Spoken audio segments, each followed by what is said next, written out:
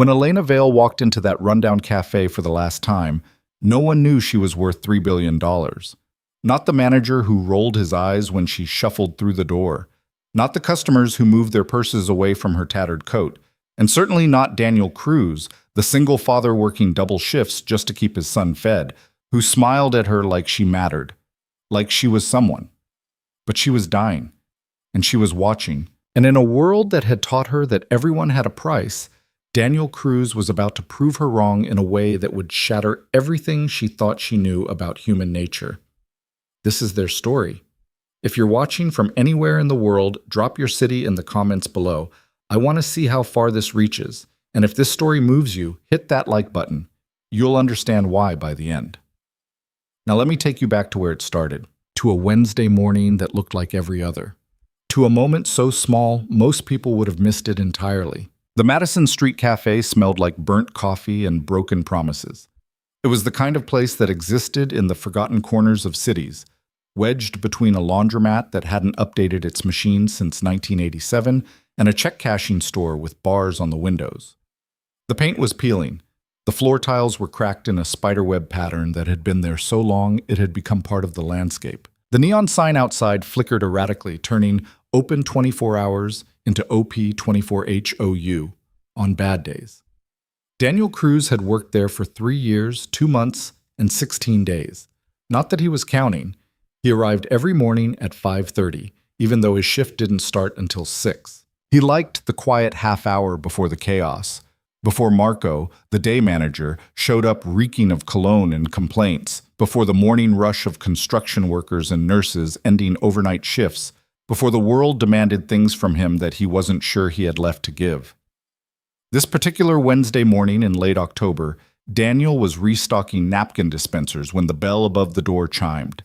She walked in like a ghost. That's what Daniel thought every time he saw her, that she moved through the world like someone who wasn't entirely sure she still belonged in it. Her coat was too big, a men's overcoat that had once been expensive but was now stained and fraying at the cuffs. Her hair, iron gray and tangled, fell around a face that might have been 50 or might have been 70. Her shoes were held together with duct tape. She shuffled to the corner booth, always the same one, tucked away near the emergency exit, and sat down slowly, like her bones hurt. "Morning, miss," Daniel called out, already reaching for the coffee pot. She looked up, and for just a second, her eyes met his. They were startling eyes, clear and gray and infinitely sad, like someone who had seen too much and forgiven too little. "Morning," she whispered. Daniel poured her coffee without asking. Black, no sugar. He'd learned that weeks ago. He set down a small plate with 2 pieces of buttered toast, the crust cut off the way she preferred. "You're early today," he said gently. "Couldn't sleep." "I know that feeling." Daniel smiled, the kind of tired smile that came from nights spent worrying about rent and his son's cough that wouldn't go away and whether the second-hand shoes he'd bought would last through winter. "You need anything else?"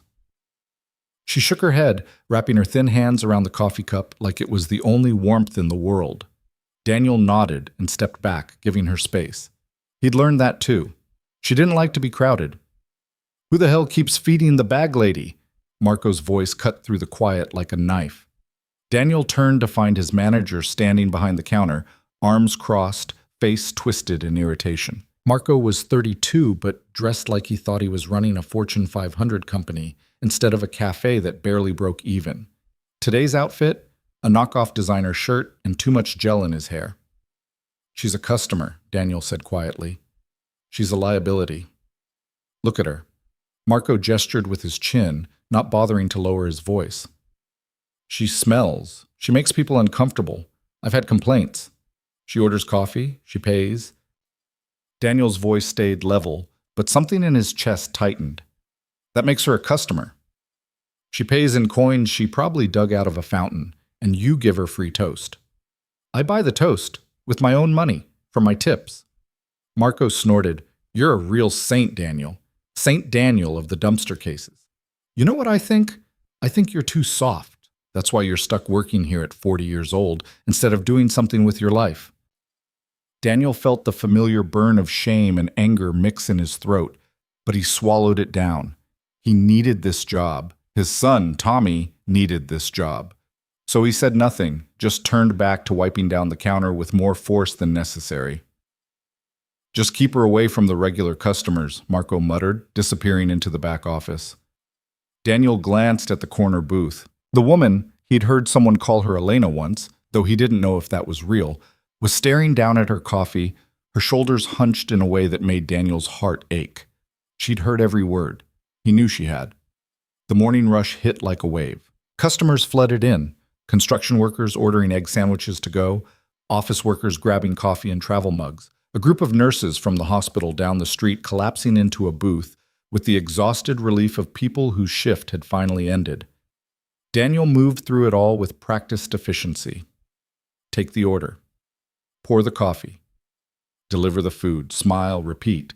His feet ached, his back ached, everything ached. But he kept moving because stopping meant thinking, and thinking meant remembering that this was his life now, and it was nothing like the life he'd imagined at 20. Around 9:30, the crowd thinned. Daniel was refilling sugar containers when he noticed Elena stand up from her booth. She moved slowly to the register, counting out exact change from a small cloth purse. "Thank you," she said softly, placing $2.35 on the counter. "You have a good day now," Daniel replied, meaning it.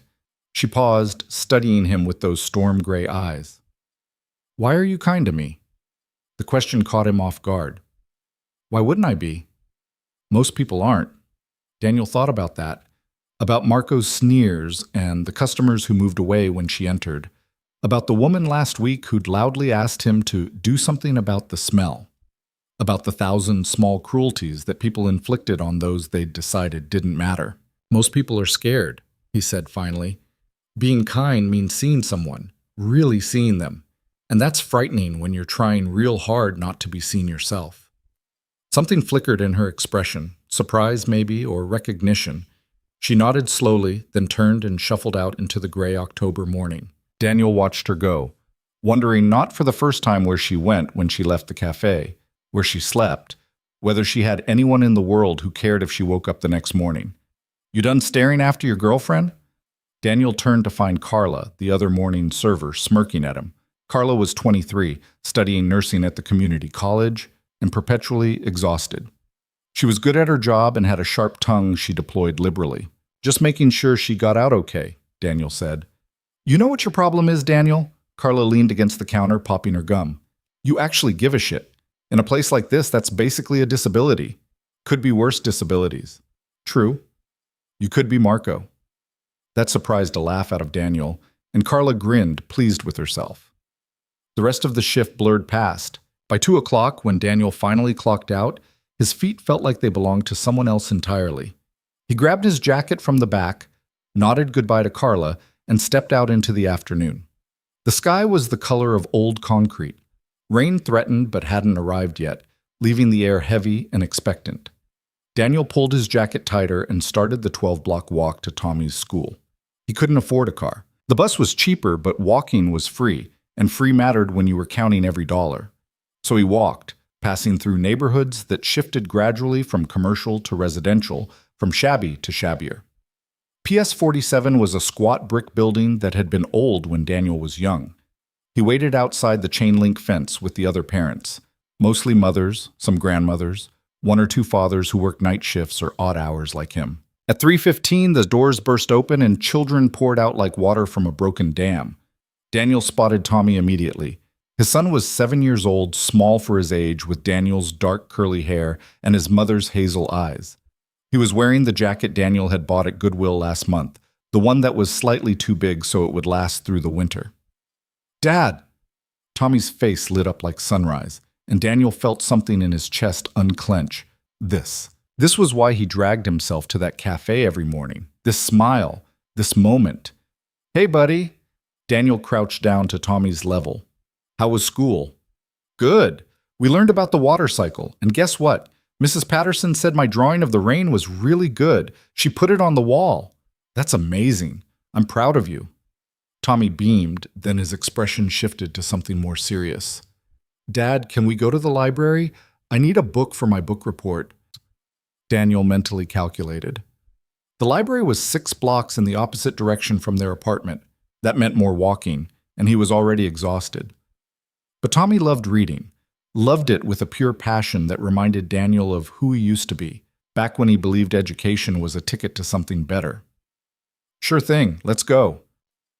The library was one of those old Carnegie buildings, all stone and dignity, stubbornly maintaining its grandeur despite the neighborhood crumbling around it. Inside, it smelled like paper and possibility. Tommy made a beeline for the children's section, while Daniel sank into one of the worn armchairs, letting his body rest for the first time since 5:30 that morning. He watched his son browse the shelves with intense concentration, occasionally pulling out a book to examine the cover before carefully returning it. A librarian Daniel recognized, Mrs. Chen, an elderly woman who'd worked there for decades, approached Tommy with a smile. "What are you looking for today, young man?" "Something about animals. For my book report." Do you like big animals or small animals?" Tommy considered this with the gravity of a judge. "Big ones, like elephants or whales. I have just the thing." Mrs. Chen led him to a different shelf, and Daniel felt a wave of gratitude for this woman who treated a 7-year-old's reading choice like it mattered. 15 minutes later, Tommy emerged triumphant with a book about African elephants. He checked it out with his library card, a card Daniel had made sure he got the day he turned 5 because if nothing else, the library was free, and books were a kind of wealth that nobody could take away. They walked home as the threatened rain finally began to fall, light at first, then heavier. Daniel held the book inside his jacket to keep it dry while Tommy splashed in puddles, laughing with the unself-conscious joy of childhood. Their apartment was on the 4th floor of a building that had probably been nice in the 1950s. Now it was just tired. The elevator hadn't worked in 8 months. Daniel unlocked 3 separate locks: the landlord's, the deadbolt he'd installed himself, and a chain, and they stepped into the small space Daniel had worked hard to make feel like home. 2 bedrooms, barely. A kitchen the size of a closet. A living room with a couch Daniel had found on the street and reupholstered with YouTube tutorial videos and determination. But the walls were painted a warm yellow, and Tommy's drawings covered the refrigerator, and there were plants in the window that somehow survived despite Daniel's black thumb. "Homework first, then TV," Daniel said automatically. Tommy groaned but complied, settling at the small table with his worksheets while Daniel started dinner. Spaghetti with sauce from a jar and a bagged salad that was on sale. Not fancy, but filling. While the water boiled, Daniel's phone buzzed.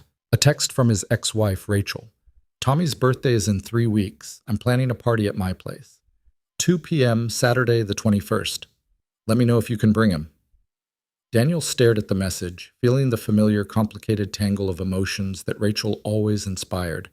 They'd divorced 4 years ago when Tommy was 3, after Rachel decided she wanted a different life than the one they'd built together. She'd moved across the city, remarried a man who sold insurance and drove a Lexus, and had a new baby and a house in the suburbs. Daniel didn't resent her exactly. She was a good mother to Tommy. But every interaction was a reminder of the life Tommy could have had if Daniel had been, what? More successful, less stubborn, different? He typed back, "I'll bring him. Thanks for the invitation. Professional, polite, distant. Dad, I need help with this math problem." Daniel put the phone away and joined his son at the table, grateful for the distraction. After dinner, after homework, after bath time and toothbrushing and the elephant book read aloud with all the voices Tommy requested, Daniel finally tucked his son into bed. "Dad?" Tommy's voice was small in the darkness. "Yeah, buddy." "Are we poor?" Daniel's heart stopped. "Why do you ask that?" "Jason said we must be poor because we don't have a car, and because my shoes are from the used store." Daniel sat on the edge of the bed, choosing his words carefully. "We have everything we need. We have a home and food and each other. Some people have more money than us, and some people have less. But having more stuff doesn't make someone better or happier. You understand?" "I guess." Tommy was quiet for a moment. "I don't care that my shoes are used. They're still good shoes." "That's right." Daniel kissed his son's forehead. "You're a smart kid. Smarter than Jason, I bet." Tommy giggled, then yawned. Within minutes, his breathing had evened out into sleep. Daniel stood in the doorway for a long moment, watching his son sleep, feeling the familiar fierce surge of love and fear and determination that fatherhood had branded into his bones. Tommy would have better than this. Somehow, some way, Daniel would make sure of it. He retreated to the living room, opened his laptop, a machine so old it took 3 minutes to boot up, and pulled up his night school course materials. Daniel was taking online classes toward a business degree, one painful credit at a time. At this rate, he'd graduate when he was 50. But it was something, a direction, a plan. He studied until midnight, his eyes burning, his brain full of accounting principles and economic theory. Then he set his alarm for 5 o'clock and collapsed into bed, asleep before his head hit the pillow. The next morning, Thursday, he was back at the cafe by 5:30. Elena came in at her usual time, just after 6. She shuffled to her corner booth and Daniel brought her the usual coffee and toast without being asked. She nodded her thanks and he returned to his work. This became the rhythm of their interaction. Every morning she came. Every morning he served her with the same quiet respect he showed every customer, except, if he was honest, with a little more care, a little more attention. He noticed things. The way her hand shook slightly when she lifted the coffee cup. The way she sometimes stared out the window for long stretches, her expression so desolate it made his chest hurt. The way she ate the toast slowly, making it last, like she wasn't sure when her next meal would be. Friday, during a brief lull in the morning rush, she surprised him. "You have a son," she said. Daniel looked up from the table he was wiping. "I do. How did you know?" "You mentioned him once, when you were talking to the other server." "Oh." Daniel was surprised she'd been paying attention. "Yeah, Tommy. He's 7. What's he like?" It was such an unexpected question that Daniel actually smiled. "He's incredible, smart, funny, kind, loves books, asks a million questions. Daniel paused, trying to find the words. "He's better than me. Better than I ever was at his age." "I doubt that." "You don't know me." "I know enough." Elena's gray eyes studied him intently. "You work hard. You're patient with rude customers. You're kind to people everyone else ignores. That tells me plenty." Daniel felt heat creep up his neck. He wasn't used to being seen, really seen, especially by someone he'd unconsciously placed in the category of people who needed help, rather than people who could offer insight. "I just try to treat people right," he said finally. "That's rarer than you think." Before he could respond, Marco's voice cut through the moment. "Daniel, table 6 needs their check." Daniel nodded to Elena and hurried away, but her words stayed with him for the rest of the day. Saturday was his day off. He spent it doing laundry at the laundromat, taking Tommy to the park, and fixing the leaky faucet in the bathroom with a YouTube tutorial and prayer. They made pancakes for dinner and watched a movie together. Tommy curled against his side on the couch, and Daniel thought maybe this life wasn't so bad after all. Sunday, he was back at the cafe. Elena didn't come. Daniel noticed immediately. Her booth sat empty, and he felt a strange unease settling in his stomach. She'd never missed a day before, not once in the months since she'd started coming. "Looking for your girlfriend?" Carla teased as she passed by with an armful of plates. "She's never missed before," Daniel said, ignoring the jab. "Maybe she finally got a shopping cart and moved up in the world." It was a joke, but it fell flat. Daniel kept glancing at the empty booth throughout his shift, that unease growing into something heavier. Monday, no Elena. Tuesday, still nothing. By Wednesday, Daniel's vague concern had crystallized into actual worry. He found himself making excuses to walk past her usual spot on the street corner 3 blocks from the cafe, looking for her tattered overcoat in the clusters of homeless people who gathered near the shelter. Nothing. "She's probably fine," Carla said, catching him staring at the empty booth again. "Maybe she moved to a different neighborhood. Maybe she got into a shelter program. Maybe she just found a better cafe."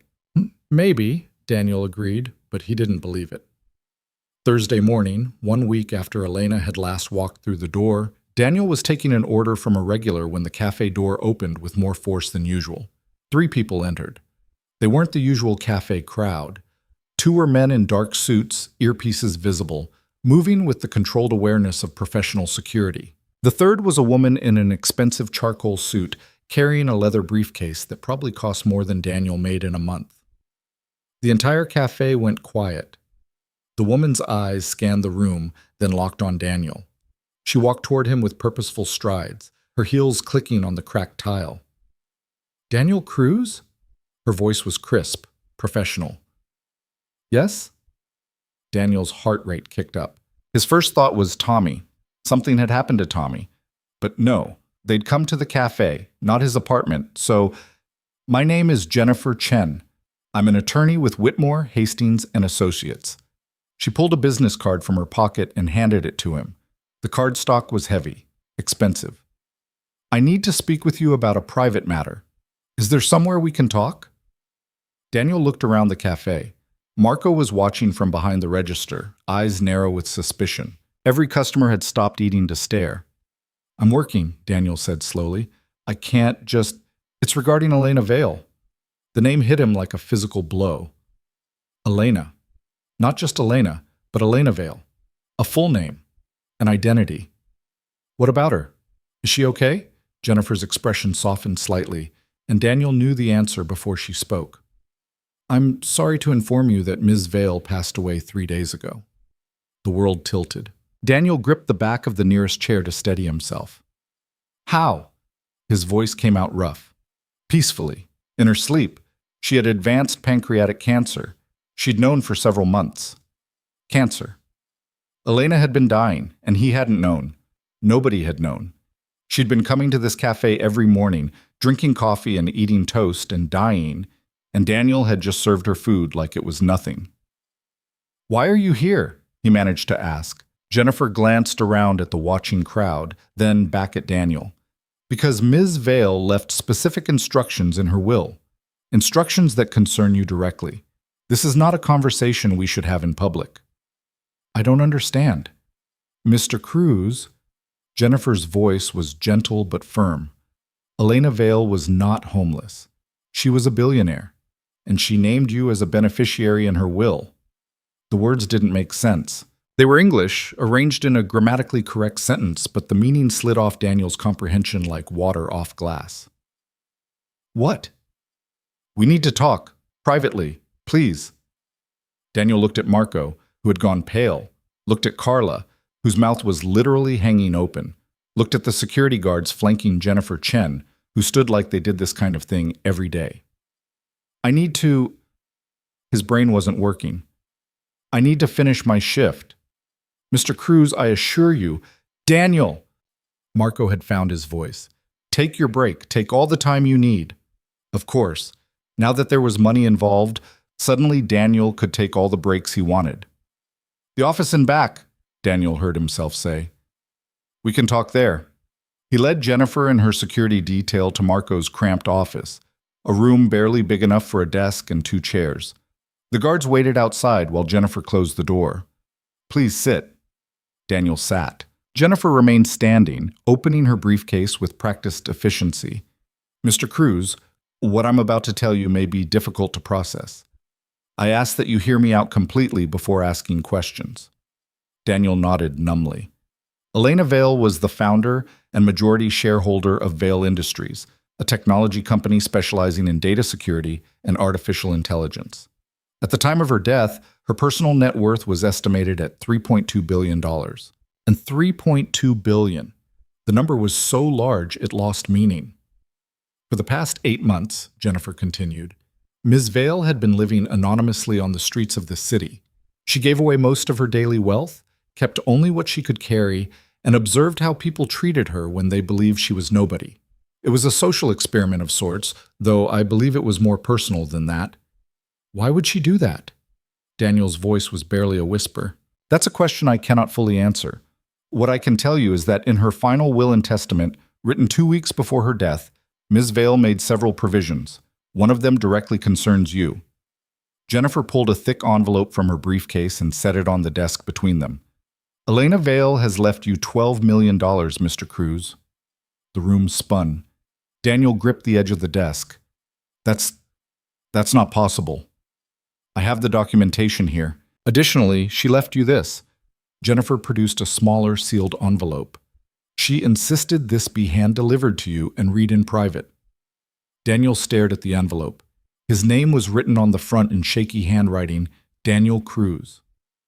I don't understand why she would... Read the letter, Jennifer said gently.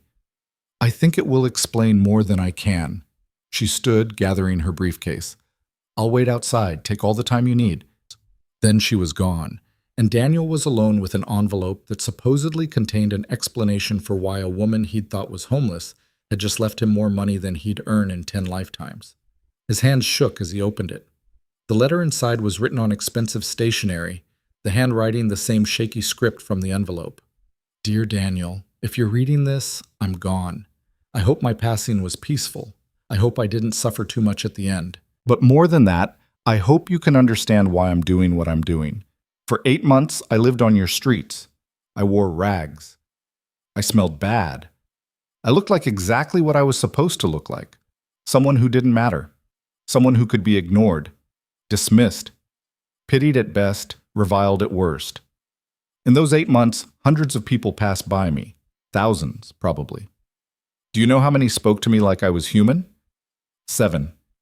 Do you know how many did it more than once? 1. You."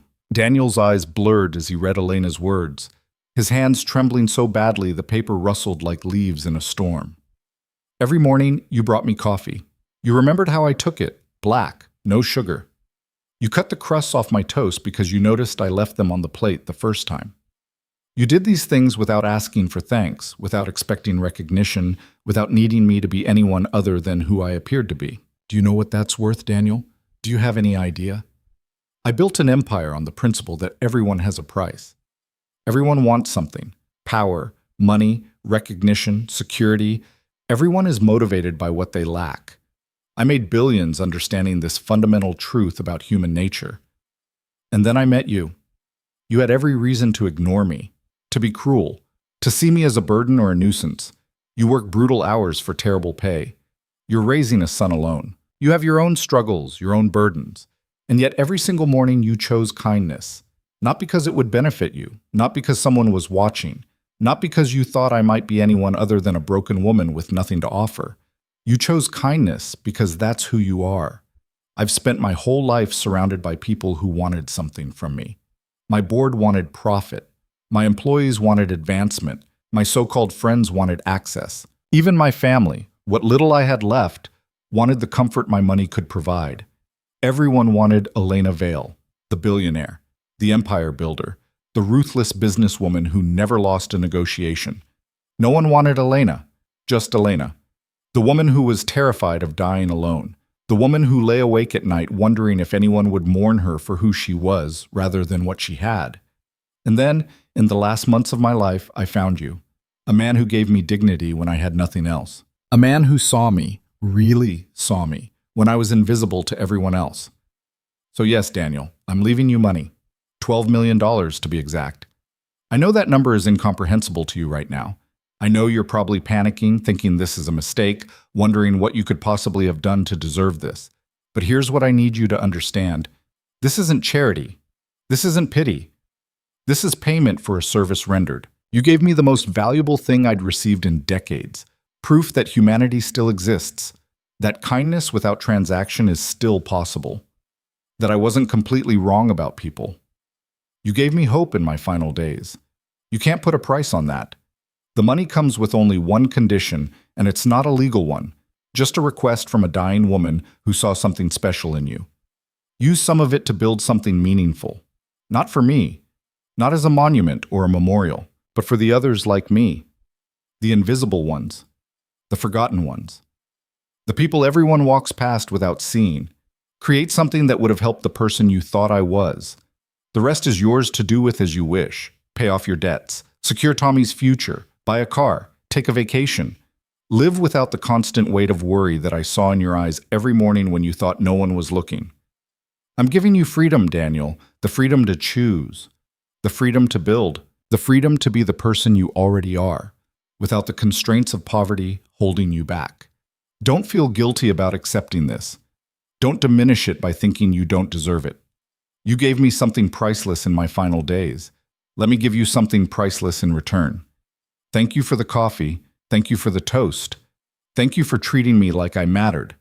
Thank you for being exactly who you are. With deepest gratitude, Elena Vale Daniel read the letter 3 times, each reading making the reality of it sink a little deeper into his consciousness. $12 million. Freedom. Tommy's future secured. The weight he'd carried for so long, the crushing anxiety of rent and bills and his son's shoes and whether they'd make it through another month, lifted slightly, just enough that he could breathe. And then the grief hit him. Elena was dead. The woman he'd served coffee to every morning, the woman whose sad gray eyes had haunted him, the woman who'd asked him why he was kind, she was gone. And he'd never know her, not really. He'd never get to ask her about her life, her company, what had driven her to give up billions and live on the streets. He'd never get to tell her that she'd mattered to him too, in her own way.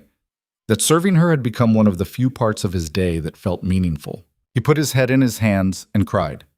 Not for the money. For her. For the lonely death of a woman who'd been so desperate to be seen as human that she'd given up everything to test whether anyone would still care. A soft knock on the door made him look up. Jennifer Chen stood in the doorway, her expression professionally sympathetic. "I'm sorry," Daniel said, wiping his eyes with his sleeve. "I just need a minute. Take all the time you need. But Mr. Cruz, there are some practical matters we need to discuss when you're ready." Daniel nodded, taking a shaky breath. "What happens now?" Jennifer entered the office and sat across from him, pulling out a tablet.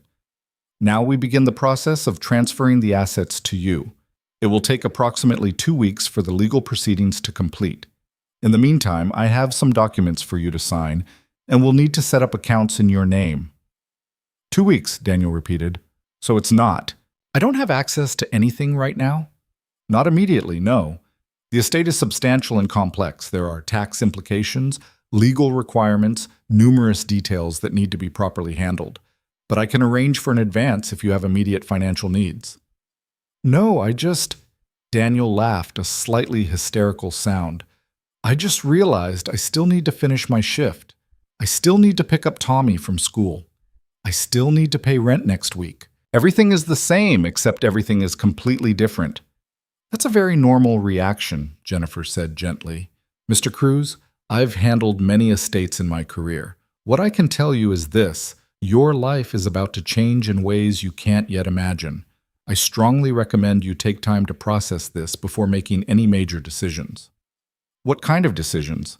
"Quitting your job, moving, making large purchases, telling people about your inheritance." Jennifer's voice took on a warning tone. "That last one is particularly important. Once word gets out that you've come into significant money, you will be surprised how many long-lost friends and relatives suddenly appear. How many investment opportunities come your way? How many people need your help with their own financial emergencies?" The thought sent a chill through Daniel's chest. "I have to tell Tommy. He's my son." "Of course. Your immediate family is different, but I'd advise you to be very careful about who else knows, at least until you've had time to adjust and make some plans." Daniel thought about Marco, who was almost certainly listening at the door right now, about Carla, who would be bursting with curiosity, about the customers who'd watched this whole scene unfold. "I think it might be too late for that." Jennifer followed his gaze to the closed door and sighed. "Then let me give you a card for a security consultant. You may need one sooner than you think." The next hour passed in a blur of documents and signatures. Jennifer explained tax implications, estate procedures, and legal requirements in language that slid off Daniel's comprehension like oil on water. He signed where she indicated, initialed boxes, provided his social security number and banking information, all while his brain kept circling back to one impossible fact. Elena Vale had been a billionaire, and she'd chosen to spend her final months eating toast in his cafe. When Jennifer finally packed up her briefcase and stood to leave, she paused at the door. "Mr. Cruz, may I offer you one piece of personal advice? Please." "Ms. Vale's letter asked you to build something meaningful for the forgotten. I've been her attorney for 15 years, and I can tell you she didn't make requests lightly. Whatever you decide to do with the money, I hope you'll honor that wish. Not because you're legally obligated, but because I think it would mean something to you." Then she was gone, taking her security detail with her, leaving Daniel alone in Marco's shabby office, with a leather folder full of documents that would change his life. He sat there for a long moment, trying to gather himself. Then he stood, straightened his shoulders, and walked back out into the cafe. Every eye in the place turned to him. Marco was behind the register, trying and failing to look casual. Carla stood frozen by table 3, a coffee pot in her hand. The customers had abandoned all pretense of eating and were openly staring. "So," Marco said, his voice pitched too loud, too friendly. "That looked intense. Everything okay?" Daniel met his gaze, saw the calculation there, the greedy interest barely concealed behind false concern, saw the same expression mirrored in half the faces watching him. "Someone I knew passed away," Daniel said carefully. "I need to leave early to handle some arrangements." Of course. Take all the time you need. We'll manage without you." Marco's smile was wide and completely insincere. "And hey, if there's anything I can do to help, you just let me know. We're like family here." Family. Right. The same family that had called him too soft and ridiculed him for showing basic kindness. The same family that had complained about Elena taking up space in their cafe. "I appreciate that," Daniel said, knowing Marco would hear the lie, but not caring. He grabbed his jacket from the back, acutely aware of the whispers starting around him. By tonight, everyone in the neighborhood would know something had happened. By tomorrow, speculation would be rampant. By next week, he didn't want to think about next week. The walk to Tommy's school felt surreal. The same cracked sidewalks, the same gray sky, the same traffic sounds. But Daniel moved through it all like a ghost, disconnected from the familiar landscape of his life. His mind kept returning to Elena's letter, to her words about kindness and humanity and being seen. He arrived at PS 47 15 minutes early and stood by the fence, alone with his thoughts, while the other parents gradually assembled around him. Mrs. Patterson, a woman with twins in Tommy's class, sidled up next to him. "Daniel, hey, rough day? You look wiped out." "Just tired," he said automatically. "I hear that. Hey, speaking of which, are you still interested in that weekend maintenance gig I mentioned? My brother's building needs someone, and the pay is pretty good." Daniel had forgotten about that conversation. It had been last week, and he'd been interested because every extra dollar mattered. But now, "I'll have to get back to you on that," he said. Mrs. Patterson looked slightly surprised, but nodded. "Sure, no problem. Let me know." The school doors opened, releasing the daily flood of children. Tommy emerged talking animatedly to another boy, but his face transformed when he spotted Daniel. "Dad, you're early." "Got off work a little sooner today. Thought we could do something special." "Like what?" Tommy's eyes lit up with hope. Daniel thought about the $12 million, about the life that money could buy. A house, a good school, vacations, college without debt, everything he'd ever wanted for his son. But Jennifer's words echoed in his mind. "Don't make any major decisions yet. Take time to process." "How about we get ice cream?" Daniel said. "The good place, not the corner store." Tommy's whoop of joy made several parents smile. The good place meant Anderson's Creamery, a local institution famous for homemade ice cream and prices that usually kept it out of Daniel's budget.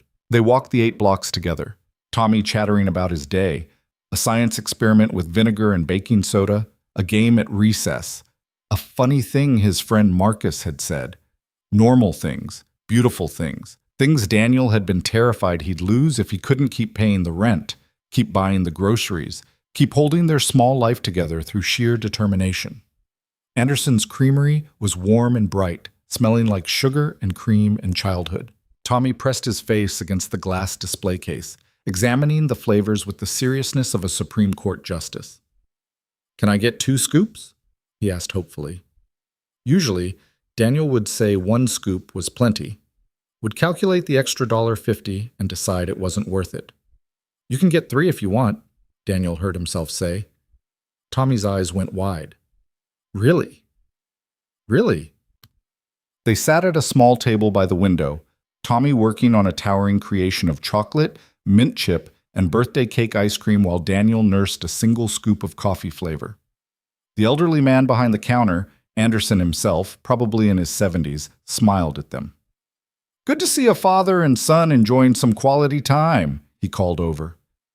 "You've got a good dad there, young man." "I know," Tommy said through a mouthful of chocolate. Then with the brutal honesty of childhood, "Are we rich now, Dad?" Daniel nearly choked on his ice cream. "What?"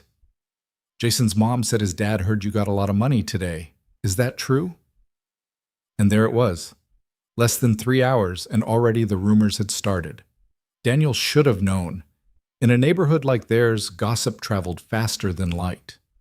Where did Jason's mom hear that? Daniel asked carefully. Tommy shrugged. I don't know. She was talking to Mrs. Patterson when she picked Jason up. She said lawyers came to your work and gave you something important. Is it true? Daniel looked at his son, at that open, trusting face, and made a decision. Yeah, buddy, it's true. Someone I knew passed away, and they left me some money in their will. How much? A lot. Enough that things are going to be easier for us. Enough that I won't have to work as much, and you can get new shoes instead of used ones, and we won't have to worry about rent anymore. Tommy processed this, his ice cream temporarily forgotten. Are we going to move? I don't know yet. Would you want to? I like our apartment, and my school, and Marcus is my best friend. Tommy looked worried. Do we have to leave? No, Daniel said firmly. We don't have to do anything we don't want to do. That's the whole point of having money. It gives us choices. But nothing has to change right now. We're still us, okay? We're still the same people. Okay. Tommy seemed reassured and returned to his ice cream assault. Can we get a dog? Daniel laughed, the first real laugh he'd managed since Jennifer Chen had walked into the cafe. Maybe. Let me think about it. They finished their ice cream and walked home as the sun began to set, painting the gray city in shades of orange and gold. Daniel held Tommy's hand and tried to memorize this moment, this perfect, simple moment before everything changed. Back at the apartment, while Tommy did homework, Daniel's phone buzzed incessantly. Texts from numbers he barely recognized, from people he hadn't spoken to in years. His cousin Maria, who hadn't called since last Christmas. Hey Danny, heard you came into some money. That's amazing. We should catch up soon. A former coworker from 3 jobs ago, Daniel Cruz? Is this the same Daniel who worked at Henderson's? Someone said you won the lottery or something. Congrats, man. Rachel, his ex-wife. Tommy said something about lawyers and money. Call me. We need to talk. And Marco. Oh, Marco had really outdone himself. Daniel, been thinking about what happened today. You've been a valuable member of our team, and I'd like to discuss your future with the cafe. Maybe a management position? Let's talk tomorrow. Daniel stared at that last message for a long moment, then deleted it without responding. He deleted most of them, actually, except Rachel's. She deserved an explanation, even if the thought of that conversation made him want to crawl under the covers and hide. He called her after Tommy went to bed. What's going on? Rachel demanded without preamble. Tommy came home talking about money and lawyers and ice cream with 3 scoops. Mrs. Patterson called me and said half the neighborhood is buzzing about something happening at your work. Daniel took a breath. A woman I knew died. She left me some money in her will. Silence. Then, how much money? Enough to change things. Daniel. Rachel's voice took on the sharp edge he remembered from their marriage. How much? $12 million. More silence. Longer this time. Finally, you're joking. I'm not. $12 million. American dollars. Yes. Who was she? Some secret girlfriend? A relative you never mentioned? A customer at the cafe. She was homeless, or I thought she was. Turns out she was a billionaire living anonymously. I was kind to her. She remembered that. Rachel laughed, a slightly hysterical sound. Of course that's what happened. Daniel Cruz, the human golden retriever, gets rewarded for being nice to homeless people while the rest of us actually work for our money. The bitterness in her voice stung, but Daniel couldn't entirely blame her. From her perspective, he'd just stumbled into the kind of money that would have saved their marriage, that would have given them the life she'd wanted, that would have made everything different. Look, he said quietly, I know this is weird. I'm still processing it myself, but I wanted you to hear it from me before the rumors got completely out of control. Does this affect Tommy's child support? Of course. That would be her first practical question. I don't know yet. I need to talk to lawyers, accountants, figure out what the tax implications are. But Rachel, I'm not going to use this as an excuse to change our arrangement. If anything, I want to make sure Tommy has everything he needs. Everything he needs? Rachel repeated. Like what? Private school? A trust fund? A pony? Like stability, Security. The chance to not worry about money the way I've had to worry about it. Another pause. When Rachel spoke again, her voice had softened slightly. I'm sorry, that was bitchy. I'm just processing. This is a lot. I know. Are you going to quit your job? I haven't decided anything yet. My lawyer, and yes, I have a lawyer now, that's going to take some getting used to. She told me not to make any major decisions right away. Smart lawyer. Daniel, I mean this genuinely. Be careful. Money changes people. It brings out the worst in the people around them too. You're about to find out who your real friends are, and that list is probably shorter than you think. Thanks for the warning. I'm serious. People are going to come out of the woodwork wanting things from you. Family you haven't seen in years. Friends with business ideas, sob stories, and investment opportunities and guilt trips. You need to protect yourself. Protect Tommy. I will. And Daniel, congratulations. I mean that. Nobody deserves a break more than you do. The kindness in her voice, unexpected and genuine, made Daniel's throat tight. Thanks, Rachel. After they hung up, Daniel sat in the dark living room, listening to the familiar sounds of the building. Mrs. Kowalski's TV blaring upstairs, the couple in 3B arguing, traffic from the street below. This had been his life for so long. These sounds, these walls, this constant low-level stress of making it through another month. He thought about Elena, dying alone despite her billions, desperate enough for human connection that she'd given it all up to find it. He thought about her letter, about her request to build something meaningful, and he thought about all the other Elenas out there, the invisible people, the forgotten ones, the humans everyone walked past without seeing. The next morning, Friday, Daniel called in sick to the cafe. It was the first sick day he'd taken in over a year, and Marco's response was telling. No problem at all, Daniel. You take all the time you need. Your health is the most important thing. We're family here, remember? Daniel hung up without responding to that last part.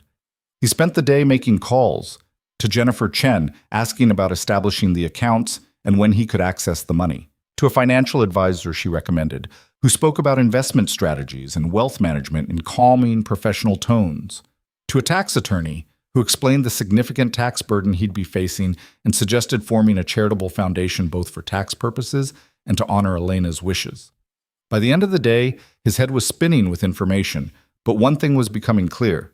Having money meant managing money, and managing money was a full-time job in itself. Saturday morning, Daniel woke to pounding on his door. He opened it to find Marco standing in the hallway, dressed in what he probably thought was casual Friday wear. Expensive jeans and a button-down with the sleeves rolled up. Marco, what are you doing here? I wanted to talk to you, and you weren't answering your phone. Marco invited himself in, looking around the small apartment with barely concealed distaste. Nice place. Cozy. Daniel didn't invite him to sit. What do you need? I wanted to discuss your future at the cafe. I've been thinking, and I believe you have real management potential, Daniel. I'd like to offer you a position as assistant manager. Better hours, better pay, real opportunity for advancement. I appreciate the offer, but before you say no, hear me out. Marco leaned against the kitchen counter. I know you came into some money. Congratulations, really. But 12 million sounds like a lot until you start spending it. Believe me, it goes faster than you think. You need stable income, benefits, a career path. I'm offering you that. Daniel looked at this man who'd spent 3 years making him feel small, who'd mocked him for showing kindness, who'd called Elena a liability and complained about the smell of homeless people in his cafe. This man who now stood in Daniel's apartment offering fake opportunities because he thought Daniel might be useful to him. No, Daniel said simply. Marco blinked. No? I appreciate you coming all the way here, but no. I'm not interested in the position. Daniel, be realistic. You've got a kid to support. You need... What I need, Daniel interrupted, his voice calm but firm, is for you to leave my apartment. Marco's expression shifted, friendly mask slipping to reveal the irritation beneath. You're making a mistake. You think you're set for life, but you're not. You're going to blow through that money, and then where will you be?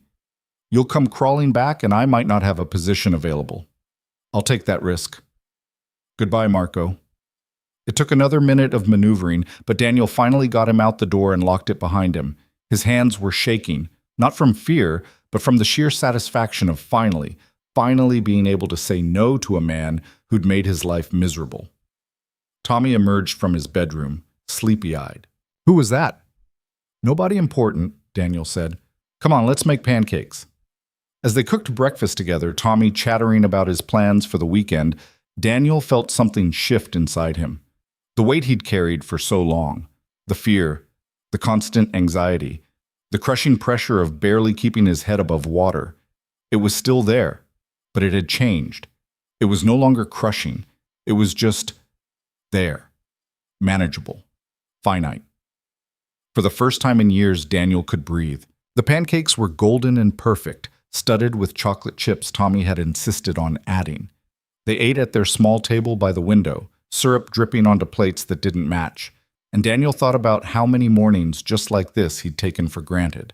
How many times he'd been too tired, too stressed, too consumed by worry to really see his son's face across from him, to hear the joy in his voice when he talked about absolutely nothing important. "Dad, you're doing it again," Tommy said through a mouthful of pancake. "Doing what?" "That thing where you look at me like I'm going to disappear or something. It's weird." Daniel smiled. "Sorry, buddy. Just thinking." "About the money?" "A little bit." Tommy considered this, chewing thoughtfully. "Are people going to treat us different now?" The question was so perceptive it made Daniel's chest ache. 7 years old and already understanding something that had taken Daniel days to fully grasp. "Some people will," Daniel admitted. "Some people already are. But the people who matter, the people who really care about us, they'll stay the same. And if someone only wants to be our friend because of money, then they weren't really our friend to begin with." "Like Mr. Marco?" "Exactly like Mr. Marco." "I didn't like him anyway," Tommy said decisively. "He was mean to that nice lady, the one who died." Daniel set down his fork. "You remember her?" "Yeah, she came in once when you brought me to work. She had sad eyes, but she smiled at me. She asked me what I was reading." Tommy pushed a piece of pancake around his plate. "She was nice. I'm sorry she died." "Me too, buddy. Me too." After breakfast, Daniel did something he hadn't done in years. He took Tommy to the toy store. Not the dollar store where they usually shopped for birthday presents for Tommy's friends, but the real toy store in the nicer part of town, the one with the elaborate window displays and the price tags that used to make Daniel's stomach hurt. Tommy's eyes went wide as they walked through the automatic doors.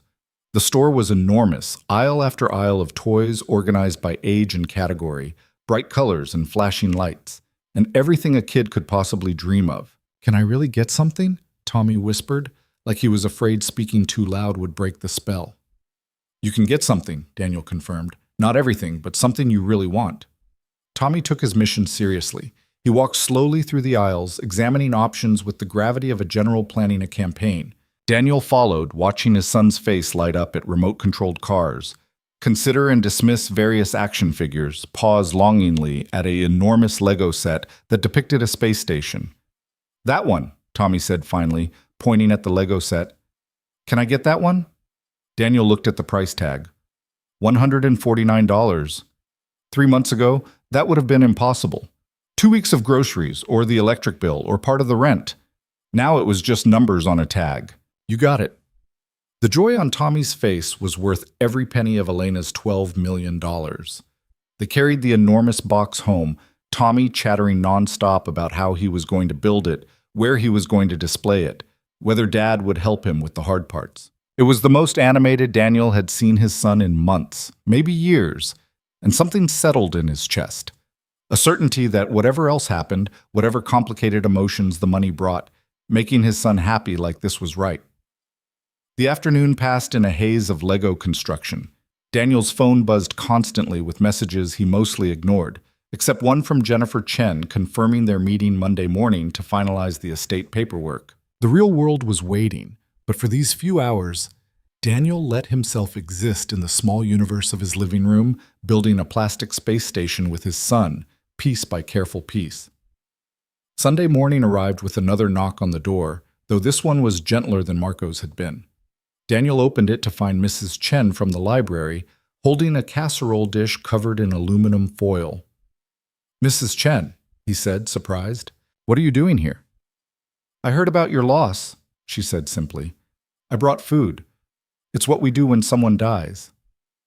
Daniel felt his eyes prick with unexpected tears, not because of the casserole, but because someone had thought about Elena as a person who died, rather than as a billionaire who'd left money. Someone had recognized his grief as real. "Thank you," he managed. "That's very kind. May I come in for a moment?" Daniel stepped aside and Mrs. Chen entered, looking around the apartment with the same gentle attention she gave to everything. She set the casserole on the kitchen counter, then turned to face him. "I won't take much of your time," she said, "but I wanted to tell you something. I've been a librarian in this neighborhood for 37 years. I've seen a lot of people come and go.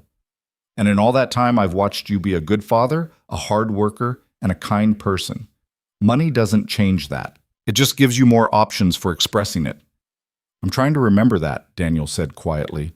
"People will tell you that wealth corrupts, that having money will change who you are."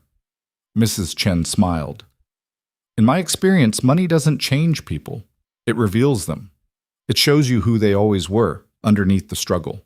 If you were greedy before, you'll be greedy with more. If you were generous before, you'll be generous with more. And if I was scared before, then you'll have to choose whether to stay scared or whether to let the safety money provides give you courage instead." She patted his arm. "You'll figure it out, and when you do, I hope you'll still bring Tommy to the library. We'd miss him if he stopped coming." After she left, Daniel stood in his kitchen looking at the casserole, trying to process the fact that in the middle of all the people coming out of the woodwork wanting things from him, Mrs. Chen had simply brought food and wisdom and left without asking for anything in return. The rest of Sunday was quieter. Daniel and Tommy finished the space station, ordered pizza for dinner, and watched a movie together. Normal things, good things, things money couldn't buy but could make easier to enjoy without the constant background radiation of anxiety. Monday morning, Daniel put on the only suit he owned, bought secondhand for a job interview 3 years ago that hadn't panned out, and took Tommy to school early so he could make his 9 o'clock appointment at Jennifer Chen's law firm. The offices of Whitmore, Hastings and Associates occupied the top 3 floors of a downtown high-rise. The reception area was all glass and steel and expensive art. So far removed from Daniel's daily life, it might as well have been on another planet. The receptionist, a young woman with perfect makeup and a perfectly professional smile, directed him to a conference room on the 42nd floor. Jennifer was already there, along with 2 other people, a man in his 50s with silver hair and an immaculate suit, and a younger woman with dark-rimmed glasses and an iPad. "Daniel, thank you for coming," Jennifer gestured to the others. "This is Richard Whitmore, senior partner, and Melissa Park, our estate specialist.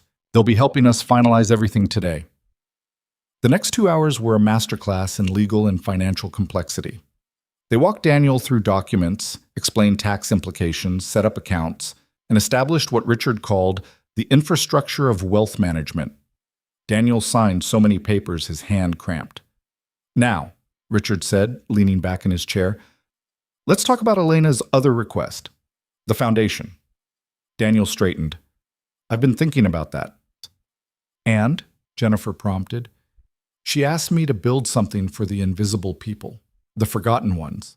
I want to honor that, but I'm not sure exactly what that looks like yet." Melissa tapped on her iPad. "We could establish a 501c3 charitable foundation in Ms. Vale's name. It would provide tax benefits and give you a formal structure for distributing funds to causes you care about. We work with several foundations and can recommend consultants who specialize in nonprofit development." "How much money are we talking about?" Daniel asked. "For the foundation, I mean." "That's entirely up to you," Richard said. "Though I'd recommend starting with a significant endowment if you want to make real impact. $2 million would be a strong foundation, so to speak. That would generate approximately $80,000 annually in returns, assuming conservative investments, which you could distribute to programs serving homeless populations, at-risk women and children, anyone who fits Elena's vision of the forgotten. $2 million. Daniel tried to wrap his head around the number. It was more than he'd earned in multiple lifetimes at the cafe, and they were discussing it like it was a reasonable starting point. "Okay," he said, $2 million to start, but I want to be involved. I don't want to just throw money at problems. I want to understand where it's going, who it's helping, whether it's actually making a difference." Jennifer smiled. "That's exactly the right approach. We'll help you set it up properly. connect you with people who know this space, but the vision should be yours. They talked for another hour about the specifics, forming a board, filing paperwork, identifying potential partner organizations. By the time Daniel left, his head was spinning, but something else was there too: purpose, direction, a sense that maybe Elena's death could become something meaningful. He was halfway to the elevator when his phone rang. Rachel. "Can you pick up Tommy today?" She asked without preamble. "I'm stuck at work and my mom can't get him." "Yeah, of course. What time?" 3:30? I'll come by your place around 6 to get him." "That's fine. See you then." Daniel hung up and checked the time. Just past noon. He had 3.5 hours to kill in downtown, which was usually a part of the city he avoided because everything cost too much. But now, he walked into a bookstore, one of those independent places with overstuffed shelves and reading nooks and the smell of paper and possibility. He browsed for nearly an hour, picking out books he'd always wanted to read but couldn't justify buying. At the register, the total came to $87, and Daniel paid without flinching. Then he wandered into a men's clothing store, not the thrift stores where he usually shopped, but a real store with attentive salespeople and new clothes on hangers. A young man approached with a professional smile. "Can I help you find something?" "I need a suit," Daniel said. "A good one. Something that fits properly." An hour later, Daniel walked out wearing charcoal gray wool that had been tailored to his measurements, scheduled for pickup Wednesday. The salesman had also talked him into 2 dress shirts, a tie, and new shoes. The total made his eyes water, but the man in the dressing room mirror had looked like someone who belonged in Jennifer Chen's conference room, and that was worth the price. He grabbed lunch at a small cafe, not a chain, just a neighborhood place with good sandwiches, and sat by the window watching people rush past with their briefcases and coffee cups and important places to be. A month ago, he'd have felt envious of their purposeful strides, their expensive clothes, their lives that seemed so much more put together than his own. Now he just felt separate, different, like he was observing a world he no longer quite belonged to, but hadn't yet found his place in the next one. At 3:30, he was waiting outside PS 47 when Tommy emerged. His son's face lit up. "Dad, you're wearing your fancy suit." "Had a meeting downtown. How was school?" "Good. We started learning multiplication. It's like addition but faster." Tommy grabbed his hand as they started walking. "Can we go to the library?" "Your mom's picking you up at 6 from our place. We have time." They spent 2 hours at the library. Tommy found 3 books about space exploration. The Lego set had sparked a new obsession, while Daniel browsed the biography section, looking for books about people who'd built things, created change, made a difference. He checked out a book about Andrew Carnegie and his libraries, one about Jane Addams and Hull House, and a modern one about effective altruism. Mrs. Chen noticed his selection when they checked out. "Planning something?" she asked with a knowing smile. "Maybe," Daniel admitted, "trying to figure out how to do something meaningful.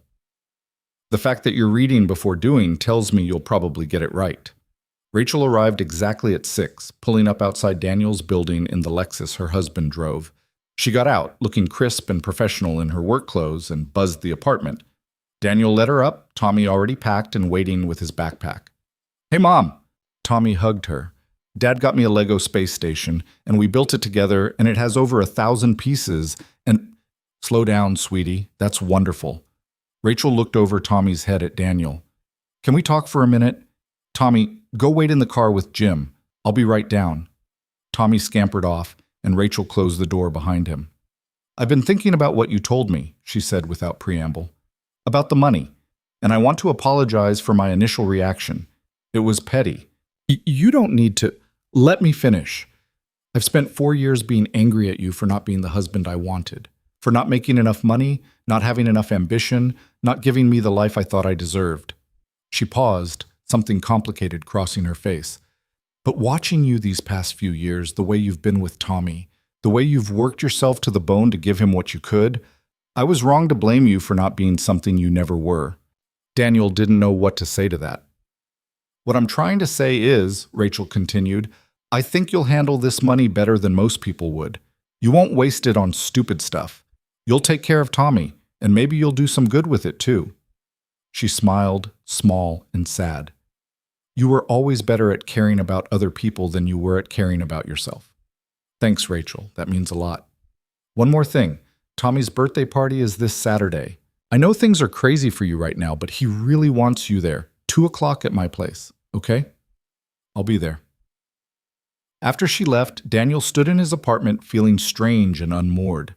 His ex-wife's unexpected kindness, Mrs. Chen's wisdom, Jennifer's professional competence, even the salesman at the clothing store treating him with respect. The world was shifting around him in ways both welcome and disorienting. His phone buzzed. A text from Carla. Hey, sorry if this is weird, but I heard what happened with the money, and I just wanted to say you deserve it. You're a good person. Don't let people make you feel guilty about it. Also, I'm sorry about your friend who died. She seemed nice. Daniel stared at the message for a long time. Then he typed back, Thanks, Carla. That really means something. The week blurred past in a series of meetings and appointments and decisions that would have been incomprehensible to him a month ago. He met with financial advisors who talked about diversification and risk tolerance. He met with the nonprofit consultant Melissa had recommended, a sharp woman named Dr. Sarah Kim who'd spent 20 years working with homeless populations and had strong opinions about what worked and what didn't. Most wealthy people want to fund shelters, she told him over coffee Wednesday afternoon. Shelters are visible. They feel productive. But honestly, the most effective interventions are usually the boring ones. Case management, job training, mental health services, substance abuse treatment. The stuff that doesn't photograph well for charity galas. I don't want to fund galas, Daniel said. I want to actually help people. Good. Because what people like Elena, the woman you described, actually need isn't a bed for the night. It's a pathway back to stability. That's harder, more expensive per person, but it actually works. They talked for 2 hours about evidence-based approaches, existing programs that needed funding, gaps in services. By the end, Daniel's head was full of ideas, and Dr. Kim had agreed to help him develop a proper strategy for the foundation. Thursday, the first significant transfer hit Daniel's account. Not the full $12 million, that would take time, but an initial amount to get him started, $1 million.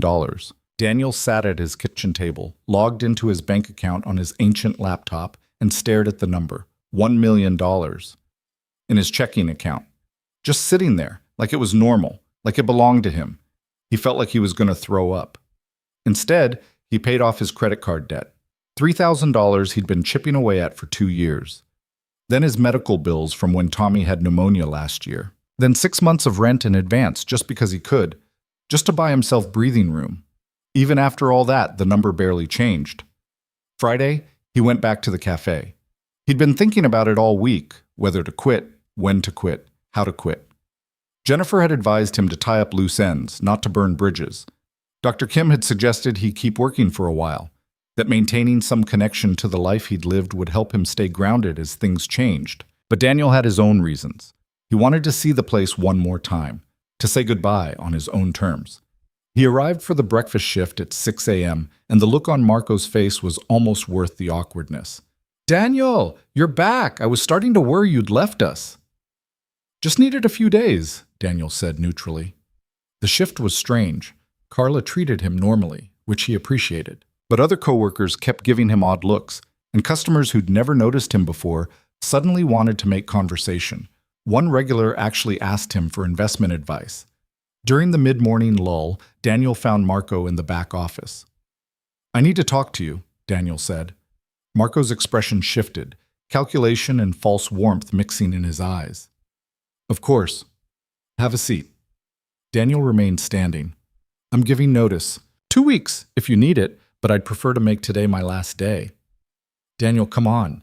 Don't be hasty. I know I wasn't always the most supportive boss, but this isn't about you, Daniel interrupted. I'm grateful for the job.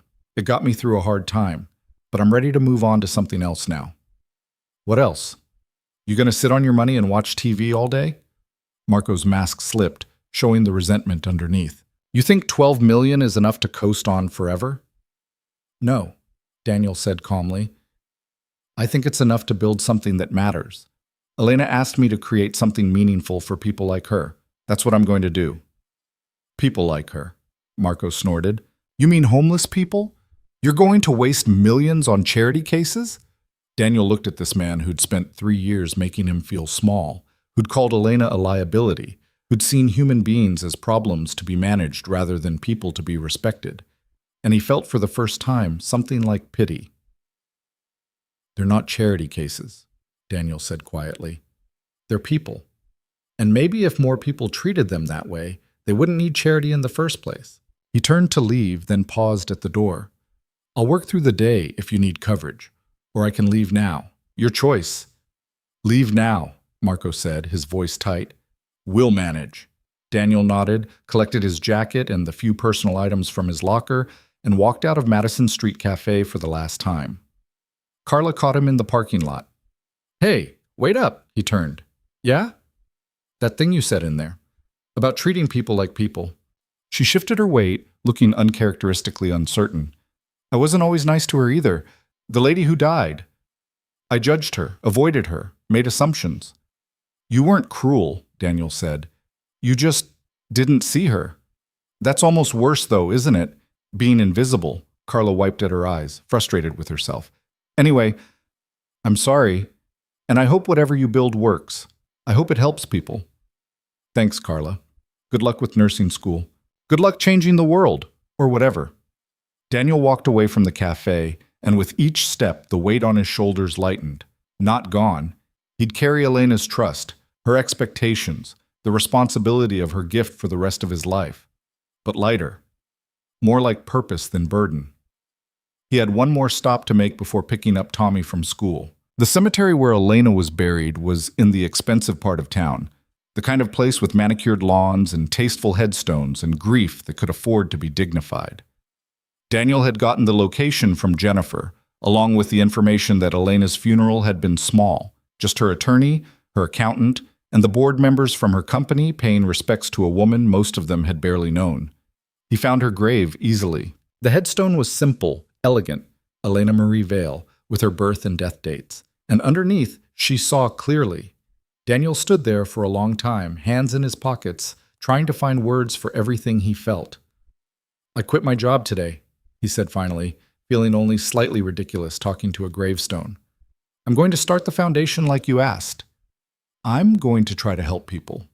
I don't know if I'll be any good at it. I don't know if I'll make a difference, but I'm going to try."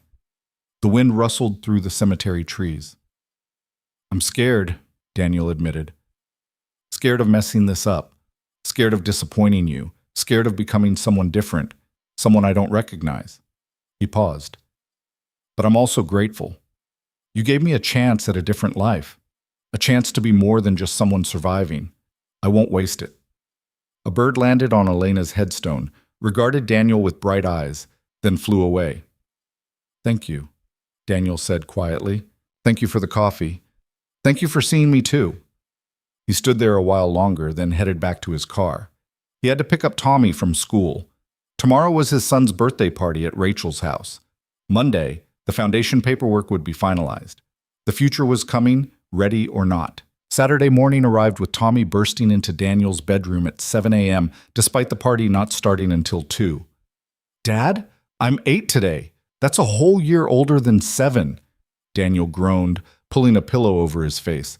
"It's the same amount of hours, buddy. But it feels different. I'm practically a teenager now." "You're 8, which is basically 9, which is basically 10, which is almost a teenager." Tommy jumped on his bed, his logic simultaneously infallible and completely absurd. "Can we get donuts for breakfast? Birthday donuts?" Daniel gave up on sleep and dragged himself upright. "Birthday donuts it is, but then you need to help me wrap the present I got you for the party." "You got me another present? But you already got me the Lego set." "That was for being awesome. This is for your birthday." Daniel ruffled his son's hair. "Get dressed. Let's go find some donuts." They walked to the bakery 6 blocks over, the same one Daniel used to pass every morning on his way to work and never enter, because $4 for a donut was an impossible luxury. Now they walked in like they belonged there, and Tommy pressed his face against the glass case, studying the options with the seriousness of a scientist selecting research subjects. "That one," he declared, pointing at a chocolate-frosted monstrosity covered in sprinkles. "And that one. And maybe that one too." "Pick 3, Daniel said. "One for you, one for me, one to share later." They sat at a small table by the window, and Tommy demolished his chocolate donut while Daniel worked on a maple bar and watched his son with the kind of fierce tenderness that fatherhood had burned into his bones. "Dad, can I ask you something?" Tommy said, chocolate smeared across his cheek. "Anything. Are you happy? Like, now that we have money and stuff?" Daniel considered the question carefully. "I'm grateful, and relieved that I don't have to worry about rent or whether your shoes fit. But happy? I don't know if money makes people happy, Tommy. I think it just makes it easier to figure out what actually does make you happy." "What makes you happy?" "You. Definitely you." Daniel smiled. "And maybe knowing that I can help people who need help. That feels good. Important." Tommy nodded, processing this with the gravity of a philosopher. "The lady who died, Elena, she wanted you to help people like her, right?" "That's right." "I think that's good. I think she would be happy you're doing that." "I hope so, buddy. I really hope so." Back at the apartment, they wrapped Tommy's gift.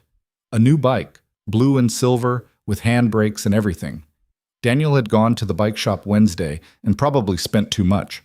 But the look on the salesman's face when Daniel said price wasn't an issue had been worth it. Tommy's old bike was held together with duct tape and prayer, third hand from a garage sale, and Daniel had watched his son pretend it was fine, even as the other kids rode past on newer models. Not anymore. They loaded the bike into the car Daniel had rented for the occasion, another new thing, having access to a car, and drove to Rachel's house in the suburbs. The neighborhood was everything Daniel's wasn't. Wide streets, trimmed lawns, houses with two-car garages and swing sets in the backyards. Rachel's place was a Tudor-style two-story with a white picket fence that looked like it came from a catalog about the American dream. Rachel answered the door in jeans and a sweater, her hair pulled back, looking more relaxed than Daniel had seen her in years. "You made it. Come in, come in. Tommy, your friends are already in the backyard." Tommy shot off like a rocket, and Daniel found himself standing in Rachel's entryway holding a bike, while her husband Jim appeared from the kitchen carrying a platter of hot dogs. "Daniel, hey, let me help you with that." Jim set down the platter and grabbed one end of the bike. "Jesus, this is a nice bike. Tommy's going to flip out." "That's the plan."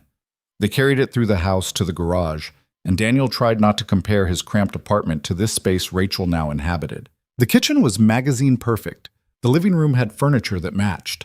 There were family photos on the walls, Rachel, Jim, their toddler daughter Sophie, all smiling like life was easy. "I know what you're thinking," Rachel said, appearing beside him with 2 beers. "But it's not a competition. I wasn't. You were. And that's okay. For a long time, I wanted you to see what I had and feel bad about what you couldn't give me. But that was petty and small. And I'm trying to be better." She handed him a beer. "Jim's grilling. Kids are playing. You want to help me set up the cake?" They worked in surprisingly comfortable silence, Rachel arranging candles while Daniel opened packages of plates and napkins. Through the kitchen window, Daniel could see Tommy in the backyard with about a dozen other kids, laughing and running around like childhood was supposed to look. "He seems happy," Rachel observed, following his gaze. "Different from a few weeks ago, lighter." "Money helps," Daniel admitted. "I can give him things now, do things with him. I don't have to say no all the time." "It's not just that, though." Rachel struck a match, lighting candles. "You seem different, too. More settled or something, like you finally figured out what you're supposed to be doing." "I quit my job at the cafe." "Good. That place was killing you slowly." She paused. "What are you going to do instead?" "Start a foundation. Help homeless people, women, and kids who need support. People who get looked past." Daniel took a swig of beer. "Elena left me money to do something meaningful. I'm going to try." "That's very you," Rachel said, and for once it didn't sound like an insult. "Always wanting to save everyone." "Not save. Just see. Make sure people know they matter." Rachel looked at him for a long moment. "I think you'll be good at that. Better than you ever were at managing a cafe, anyway." The party was chaos in the best possible way.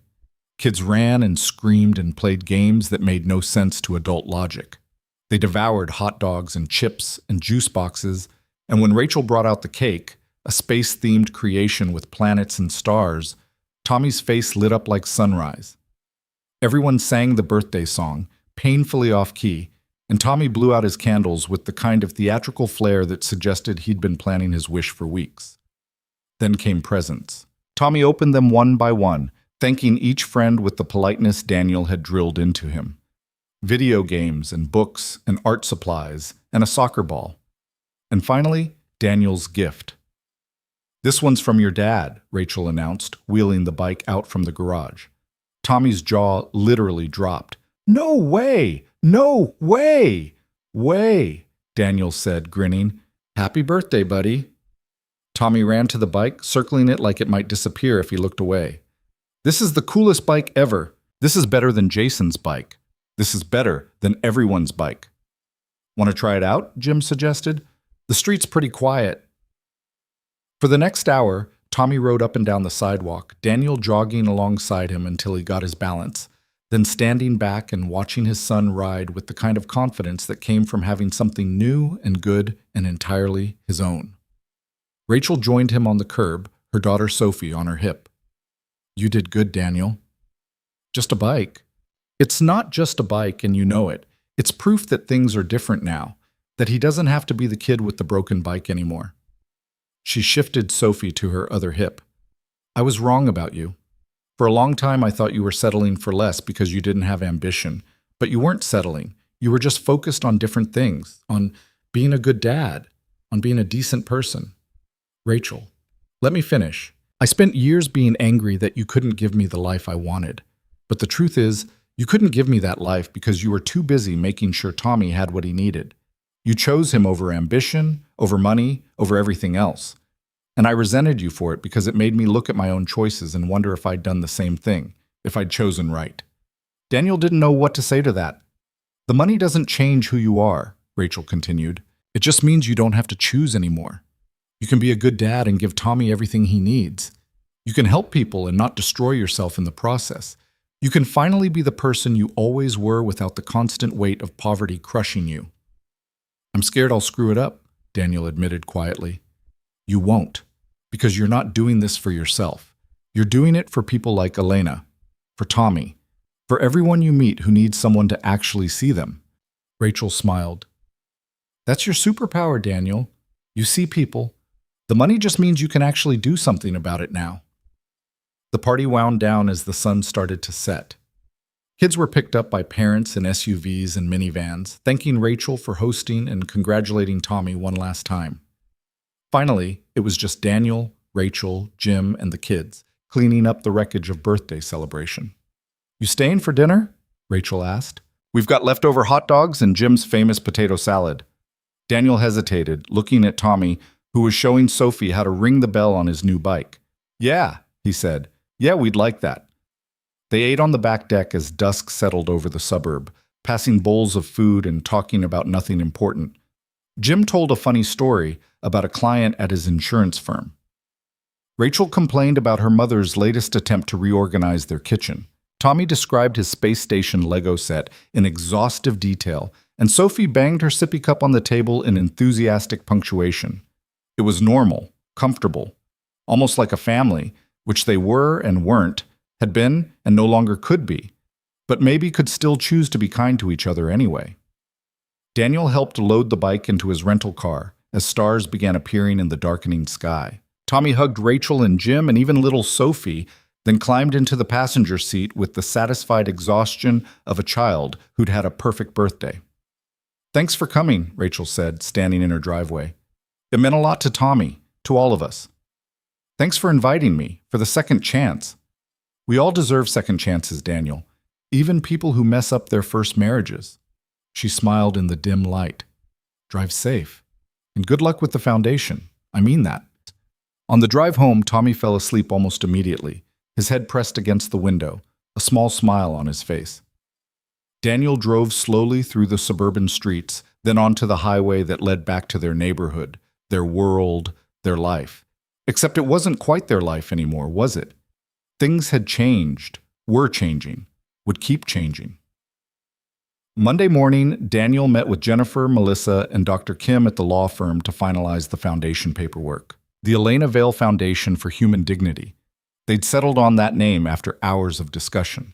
Not Homeless Foundation or Charity for the Poor. Human dignity. The thing Elena had been searching for. The thing Daniel had given her without knowing its value.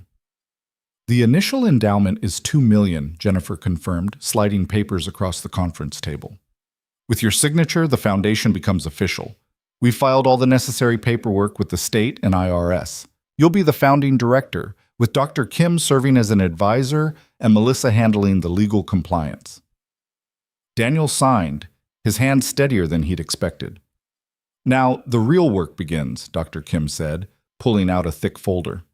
I've identified 3 existing programs that align with Elena's vision and your goals. All of them serve populations that get overlooked. Women fleeing domestic violence, chronically homeless individuals with mental health needs, and families at risk of homelessness. They're all evidence-based, well-managed, and desperately underfunded. She spread out program descriptions, budget sheets, and outcome data. Daniel spent the next 2 hours learning about wraparound services, housing-first models, trauma-informed care, and the complex ecosystem of social services that existed to help people but never had quite enough resources to help them properly. The traditional model is to spread funding thin, Dr. Kim explained. Give a little to everyone. Hope it makes a difference. But what actually works is deep investment. Pick a few programs and fund them properly. Pay for the case managers, the mental health counselors, the job training, the transportation assistance. All the unsexy stuff that actually moves people from crisis to stability. How many people could we help with $2 million? Daniel asked. Depends on how you define help. If you want to fund emergency shelter beds, you could help thousands briefly. If you want to actually move people into permanent housing with support services, maybe 50 to 100 people per year, but with real outcomes that last. I want the second one, Daniel said immediately. I want to actually change people's lives, not just make them slightly less terrible for a night. Dr. Kim smiled. Then we're going to get along very well. They spent the rest of the week developing a strategy. Site visits to the programs Dr. Kim had identified. Meetings with executive directors who barely concealed their shock that someone actually wanted to fund the hard work instead of just the visible stuff. Budget reviews and outcome discussions, and learning more about homelessness and poverty and systems and failures than Daniel had ever wanted to know. It was exhausting. It was overwhelming. It was the most meaningful work Daniel had ever done. On Thursday, he visited Horizon House, a program serving women and children fleeing domestic violence. The director, a woman named Carmen Martinez with fierce eyes and 20 years of experience, showed him around the facility. It was beautiful in its way. Clean, safe, carefully designed to feel like a home rather than an institution. But Carmen was blunt about its limitations. We have 18 beds. Last month, we turned away 43 women because we were full. 43 women who found the courage to leave, who reached out for help. And we had to tell them, sorry, come back later. Good luck staying alive until we have space. What would more funding let you do? Daniel asked. Expand to 30 beds. Hire 2 more case managers so women get the support they actually need instead of the bare minimum. Extend our transitional housing program from 6 months to a year, because 6 months isn't enough time to build stability when you're starting from nothing. Carmen looked at him directly. But everyone asks what I need, Mr. Cruz. Very few people actually write the check. I'd like to change that, Daniel said quietly. Tell me what 30 beds would cost. Carmen blinked. For the expansion? Construction, staffing, operating costs for the first year? About $300,000. Consider it done.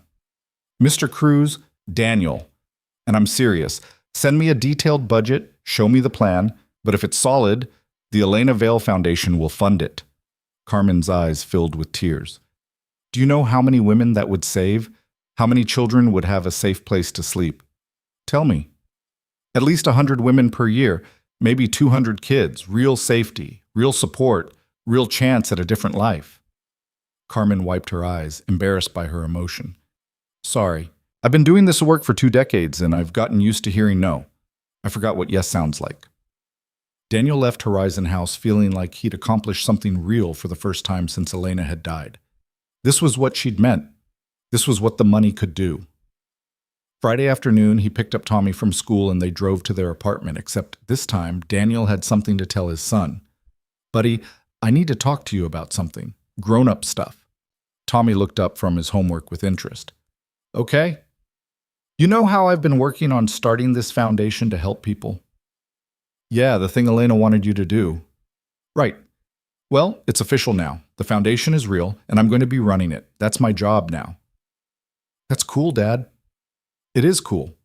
But here's the thing. It's going to take up a lot of my time. I'll be going to meetings, visiting programs, working with people who need help. I won't be around as much as I have been these past few weeks. Tommy's face fell slightly. Oh, but Daniel continued quickly, I'll have control over my schedule in a way I never did at the cafe, so I can pick you up from school every day if I want. I can take afternoons off for your soccer games. I can be there for the important stuff in a way I couldn't before. Really? Really. And Tommy, there's something else. I've been thinking about maybe moving, not far, just to a bigger place. Somewhere with a real bedroom for you, and maybe a yard, and definitely a parking spot so we don't have to park 6 blocks away. Can we get a dog? Tommy asked immediately. Daniel laughed. Maybe. Let me find the place first, then we'll talk about the dog. But maybe? Maybe. That weekend, Daniel started looking at apartments in better neighborhoods. Not the suburbs. He wasn't ready for that kind of separation from the city, but places with actual amenities, dishwashers, central heating, buildings where the elevator worked. It felt surreal, walking through these spaces with a real estate agent who treated him with respect, knowing he could actually afford them. He found a 2-bedroom in a neighborhood that was neither too wealthy nor too poor, just solidly middle class and safe. It had a small balcony, a park 2 blocks away, and Tommy's school was a 15-minute walk instead of 12 blocks. The rent was 3 times what he'd been paying, which would have been impossible a month ago and was barely noticeable now. I'll take it, he told the agent. When can I move in? First of the month. I'll need first, last, and security deposit. Daniel wrote the check without flinching, still getting used to the fact that he could just solve problems with money now. Moving day came on a Saturday in early November. Daniel had hired actual movers, another new luxury, and watched professional men in matching t-shirts carry his second-hand furniture down 4 flights of stairs without complaint. Mrs. Kowalski from upstairs came out to watch, looking sad. You're really leaving? Got a better place, Daniel said. But thank you for everything over the years, for looking after Tommy when I had late shifts, for sharing soup when we were both broke. All of it. She hugged him, fierce and brief. You're a good boy, Daniel. Your mama would be proud. The new apartment felt massive compared to their old place. Tommy ran from room to room, claiming the bigger bedroom as his own, planning where his Lego space station would go, where his books would fit, marveling at the closet that was bigger than his old bedroom. Dad, this is amazing. You like it? I love it. Can Marcus come over tomorrow? I want to show him. Sure, buddy. Invite him over. They spent the weekend unpacking, arranging furniture, making the space feel like home. Daniel hung Tommy's drawings on the refrigerator, set up the coffee maker in the bigger kitchen, placed the few photos he owned on the bookshelf. The apartment slowly transformed from an empty space into their space, and Daniel felt something settle in his chest that had been unsettled for years. Monday morning, Daniel drove Tommy to school in a used Honda he'd bought over the weekend. Nothing fancy, just reliable transportation. Then headed to the foundation's new office. He'd rented a small space in a building downtown, 2 rooms and a reception area that Jennifer had helped him find. Dr. Kim was waiting when he arrived, along with a young woman Daniel hadn't met. Daniel, this is Maya Chen. She's a social worker with a master's in nonprofit management, and she's interested in being your program director. Maya stood, offering her hand. Dr. Kim tells me you're trying to do this work the right way. I want to be part of that. They talked for an hour. Maya had worked in homeless services for 6 years, had seen every mistake well-meaning wealthy people made when they tried to help, and had strong opinions about how to avoid them. The biggest mistake is thinking you know what people need without asking them, she said. The second biggest is funding programs based on what makes you feel good instead of what actually works. The third is treating recipients like projects instead of people. How do I avoid all that? Daniel asked. Hire good people. Trust the experts. Listen to the people you're trying to help. Stay humble. And for the love of everything, don't throw a charity gala to congratulate yourself for being generous. Daniel laughed. I hate the idea of galas. Then we'll get along fine. When do I start? By the end of November, the foundation was operational. Maya as program director, Dr. Kim as senior advisor, Melissa handling legal compliance, and Daniel learning on the job. They'd committed funding to Horizon House for the expansion, to a mental health program serving chronically homeless individuals, and to a family stabilization program that kept at-risk families housed through rental assistance and case management. The work was harder than Daniel had imagined. Not physically hard like the cafe had been, but emotionally exhausting in different ways. He met people whose stories broke his heart, heard about systems that failed over and over, learned how many barriers existed between someone wanting help and actually getting it. But he also saw victories, small ones mostly, but real. A woman who'd been homeless for 3 years moving into her own apartment, a family that avoided eviction and stayed together. A man with schizophrenia getting consistent treatment and medication for the first time in a decade. People whose lives were changed because Daniel Cruz had poured coffee for a dying billionaire every morning and treated her like she mattered. One evening in early December, after a particularly long day of site visits and budget meetings, Daniel sat in his new apartment with Tommy doing homework at the kitchen table and thought about how far they'd come in 6 weeks. New apartment, new job, new life. But underneath it all, he was still himself. Still the guy who cut crusts off toast because someone preferred it that way. Still the dad who helped with math homework and read bedtime stories.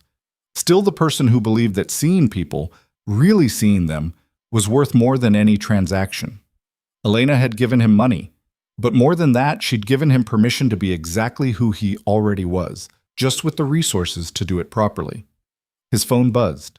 A text from Maya. Good news. Carmen at Horizon just called. Construction starts next week. They're naming the new wing after Elena. Thought you'd want to know. Daniel smiled, then looked up at Tommy. Hey buddy, want to go visit a grave with me tomorrow after school? Tommy glanced up from his homework. Elena's? Yeah, I want to tell her about what we're building. I think she'd like to know. Okay, can we bring flowers? That's a great idea. They sat in comfortable silence, father and son, doing their own work in the warm glow of their new home, and Daniel thought about dignity and kindness and how the smallest acts could ripple out in ways you'd never imagine. Elena had seen him. Now he was learning to see everyone else. Tuesday afternoon found Daniel and Tommy standing in the flower section of a grocery store, debating the merits of different bouquets. These ones are pretty, Tommy said, pointing at a bundle of bright pink roses. They are, Daniel agreed, but I'm not sure they're Elena. What about those? He gestured to a simpler arrangement, white lilies and eucalyptus, elegant and understated.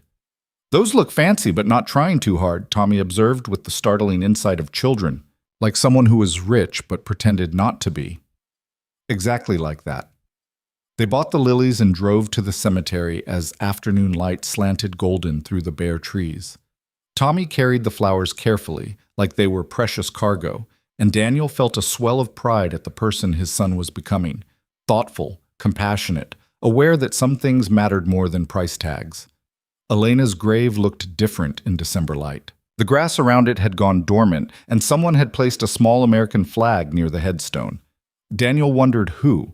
Maybe someone from her company, maybe Jennifer fulfilling some protocol for the wealthy dead. Hi, Elena, Tommy said solemnly, laying the flowers at the base of her stone.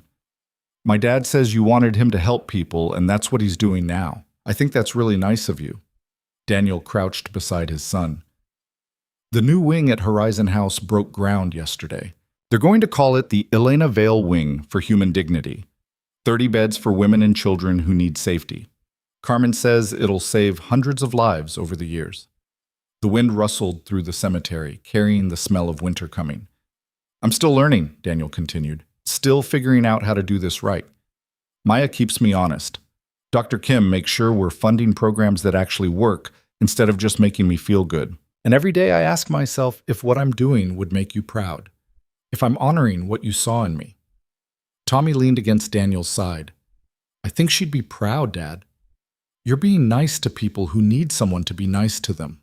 That's what she wanted, right? That's exactly what she wanted, buddy. They stood there a while longer, the setting sun painting everything in shades of amber and shadow, then walked back to the car, hand in hand. "Dad?" Tommy said as they drove home. "Can I ask you something? When you were working at the cafe and we didn't have a lot of money, were you happy?" The question caught Daniel off guard. "Sometimes. I was happy when I was with you, scared a lot of the time, worried about making ends meet, but not unhappy exactly. Why?" "I was just thinking. You seem different now, not like a different person, just like yourself, but without all the worried stuff on top. Like when you clean your glasses and everything gets clear." Daniel glanced at his son, marveling at the metaphor. "That's a good way to put it. The money didn't make me happy, Tommy, but it took away the things that were making me unhappy. Does that make sense?" "I think so. Like it's easier to be happy when you're not scared all the time." "Exactly like that." December accelerated into a blur of activity. The Foundation's work expanded as word spread about an organization that actually delivered on its promises. Maya's phone rang constantly with program directors reaching out, hoping for funding. Daniel learned to say no almost as often as yes, to recognize when passion was mistaken for competence, when well-meaning people were in over their heads. He also learned to recognize good work when he saw it. A job training program for formerly incarcerated women that had a 73% success rate but operated on a shoestring budget. A street outreach team that connected chronically homeless individuals to mental health services. A program teaching financial literacy to families at risk of eviction. Each program received a site visit, a thorough vetting, and if they passed Maya's exacting standards, a funding commitment that let them expand or simply do their work without constantly scrambling for survival. "You're building an ecosystem," Dr. Kim told him during a strategy meeting in mid-December. "Not just funding individual programs, but creating a network of support that addresses the whole problem. Housing, mental health, job training, family support, they all work together. That's what actually creates change." "I just don't want to waste Elena's gift," Daniel said. "Every dollar I spend, I ask myself if it's really helping or just making me feel like I'm helping." "That question is what separates effective philanthropy from ego philanthropy," Dr. Kim replied. "Keep asking it." 2 weeks before Christmas, Carmen called Daniel directly. "I need you to come to Horizon House, today if possible. There's someone I want you to meet." Daniel rearranged his afternoon and drove to the program. Carmen was waiting in her office with a young woman who looked barely out of her teens, dark circles under her eyes, a toddler on her hip. "Daniel, this is Sophia Martinez. Sophia, this is Daniel Cruz, the man who made our expansion possible." Sophia shifted her daughter to her other hip and extended a hand. "Thank you. Carmen says without the new wing we wouldn't have had a bed. We'd still be, somewhere else." Somewhere else clearly meant somewhere unsafe, and Daniel felt his chest tighten. "I'm glad we could help," he said quietly. "Can I tell you something?" Sophia's voice was soft but steady. 3 weeks ago, I was sleeping in my car with Maya here. She squeezed her daughter gently. "Her father, he wasn't a good man. It took me 2 years to get brave enough to leave. When I finally did, I called everywhere. Shelters were full, churches were full. I was ready to give up, go back, because at least there was a roof over my daughter's head." Daniel listened, his throat tight. "Carmen had a bed because you gave her the money to expand. That bed saved my life. Probably saved Maya's too, because if I'd gone back..." She trailed off, but Daniel could fill in the rest. "I start a job next week. I'm saving money for a deposit on an apartment. Carmen's helping me file for divorce and full custody. My life is different now because you decided to help people you don't even know." "Elena decided," Daniel corrected gently. "I'm just trying to do what she asked." "Then she picked the right person to ask." Sophia shifted Maya again, kissed the top of her daughter's head. "Thank you for seeing people like me, for knowing we're worth saving." After Sophia left, Carmen poured Daniel a cup of coffee and sat across from him in her office. "That's the 4th woman this month who's told me some version of that story," Carmen said. 4 lives changed, 4 children safe, because a woman nobody recognized gave money to a man who treated her with basic human decency. "It doesn't feel like enough," Daniel admitted. "For every Sophia we help, how many are we missing? How many are still in cars, still in dangerous homes, still invisible?" Hundreds, thousands probably. But Daniel, you can't save everyone. What you can do is save the ones in front of you, do it well, and create a model that other people can replicate. That's what the best foundations do. They prove what works, then share it. Is that what we're doing? That's what you're building, whether you realize it or not. That conversation stayed with Daniel through the weeks leading up to Christmas. He found himself thinking about scale and impact, about the difference between helping individuals and changing systems. The foundation could do both, maybe, if he was smart about it. Christmas Eve found Daniel in his apartment with Tommy, stringing lights on a small tree they'd picked out together. It wasn't a fancy tree. They'd gotten it from a lot where the guy was trying to unload his last few scraggly specimens. But it was theirs, and Tommy had decorated it with an enthusiasm that left tinsel in places tinsel had no business being. "Think we did good?" Tommy asked, surveying their work. "I think it's perfect. It's kind of crooked."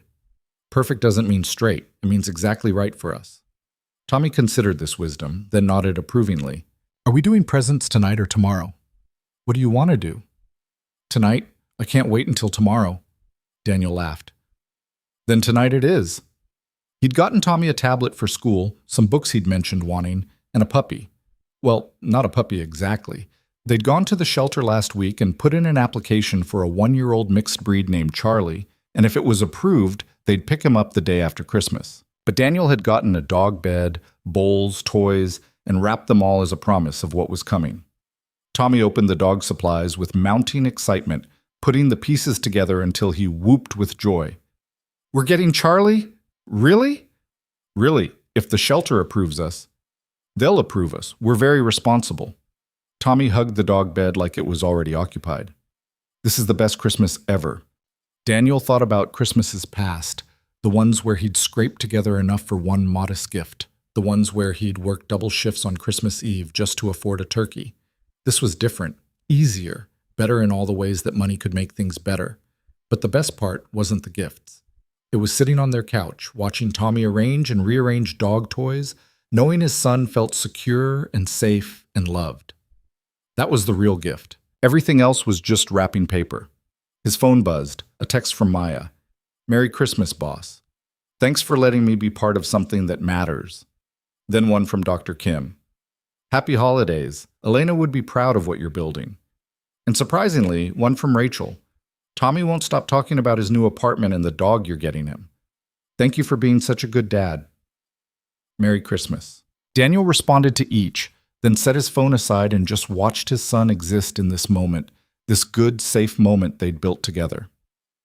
The new year arrived with momentum. January brought bitter cold and new challenges.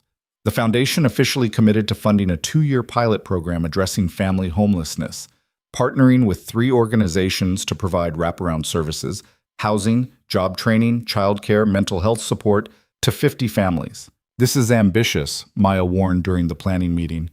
"If we do this wrong, we'll waste a lot of money and hurt the families we're trying to help." "So we don't do it wrong," Daniel said. "We hire the right people, listen to the families, adjust as we go." "What's the alternative?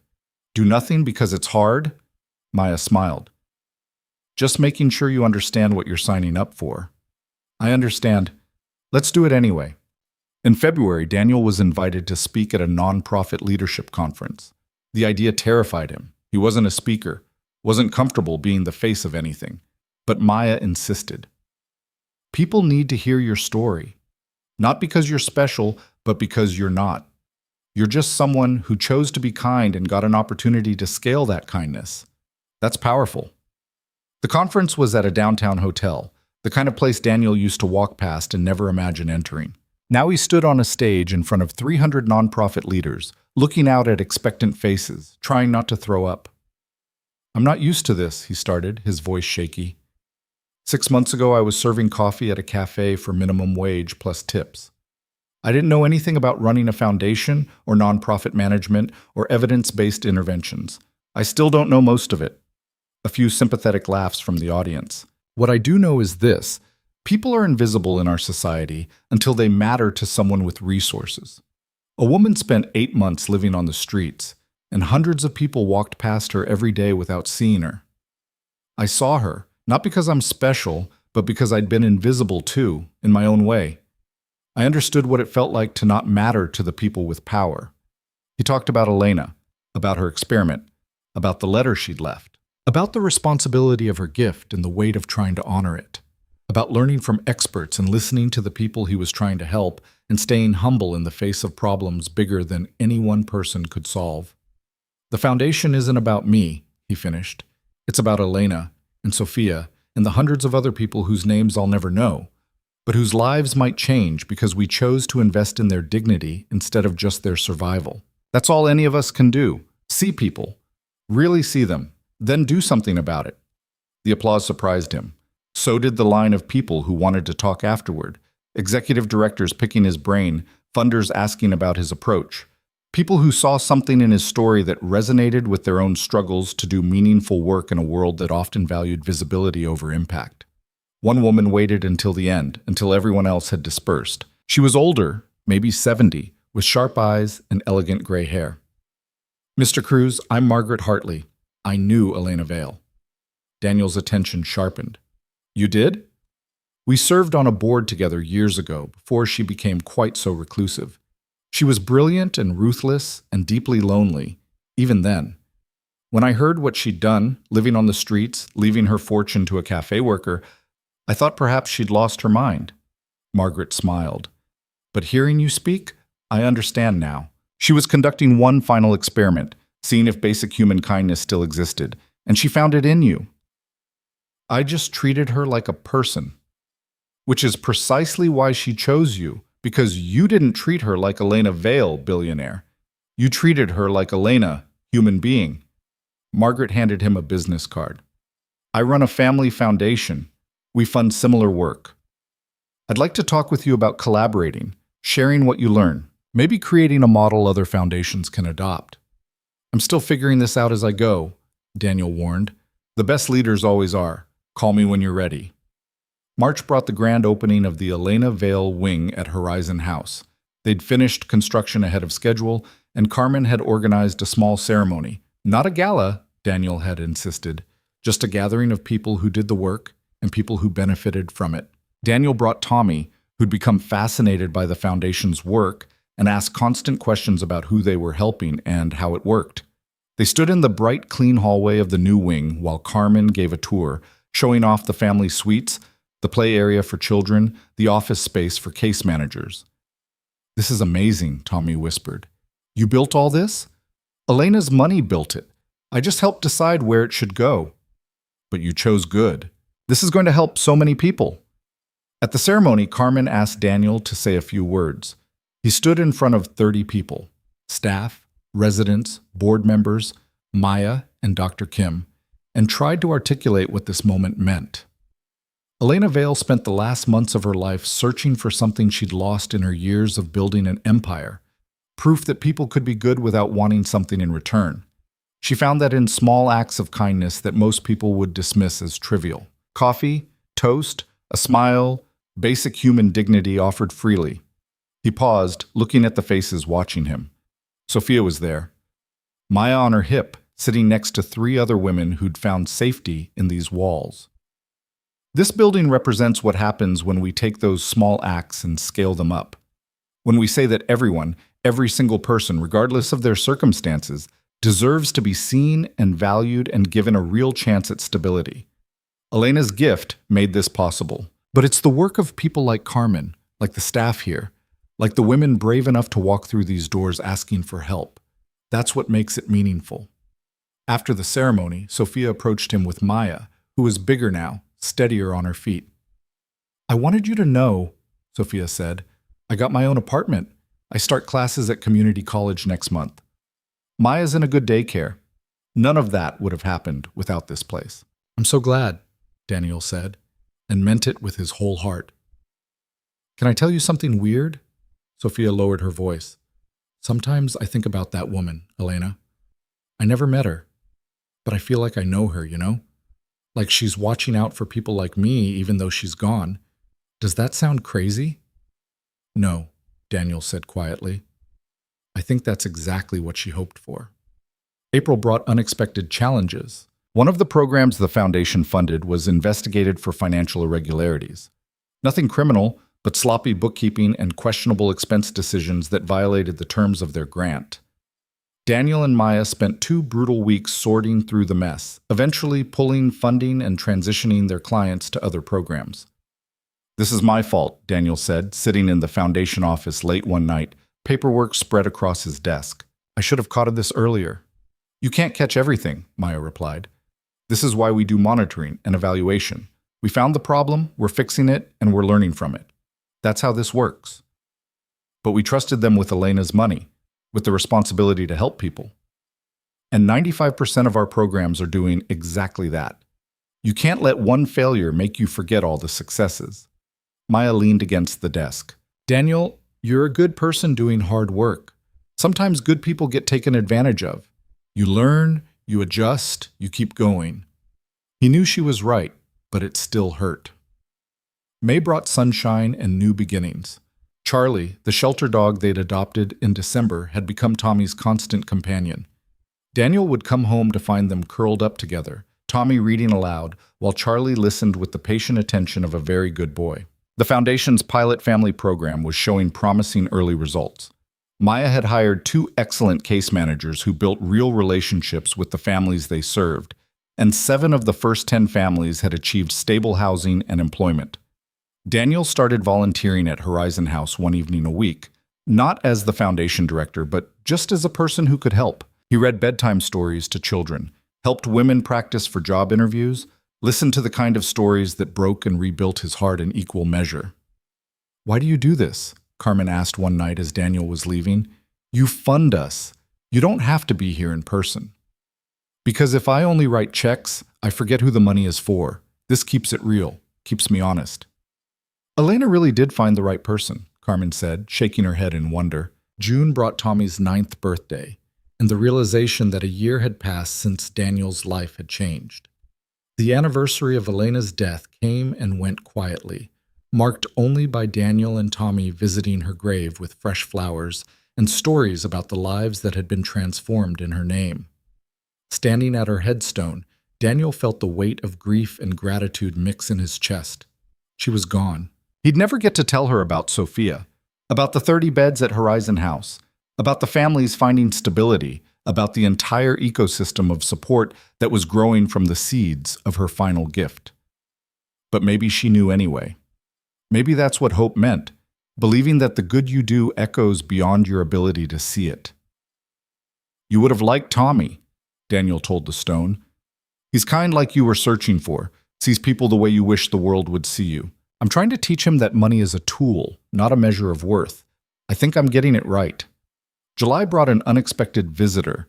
Daniel was at the foundation office reviewing grant applications when the receptionist buzzed him.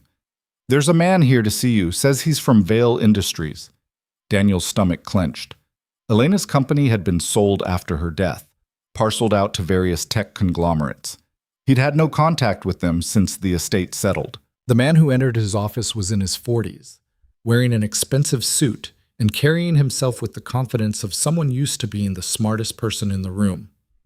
"Mr. Cruz, I'm David Wong, former COO of Vail Industries. I apologize for the unannounced visit."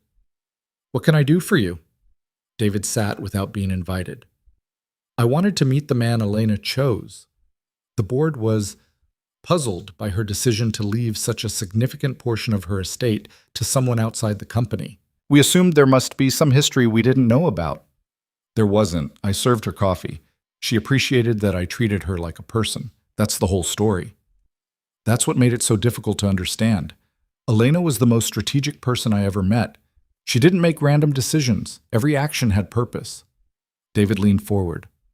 "But I've been following what you've done with the foundation, the programs you funded, the model you're building, and I finally understand what she saw." "What's that?" "She saw someone who would use the money the way she wished she'd used hers.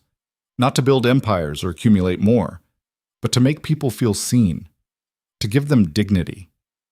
David pulled an envelope from his pocket.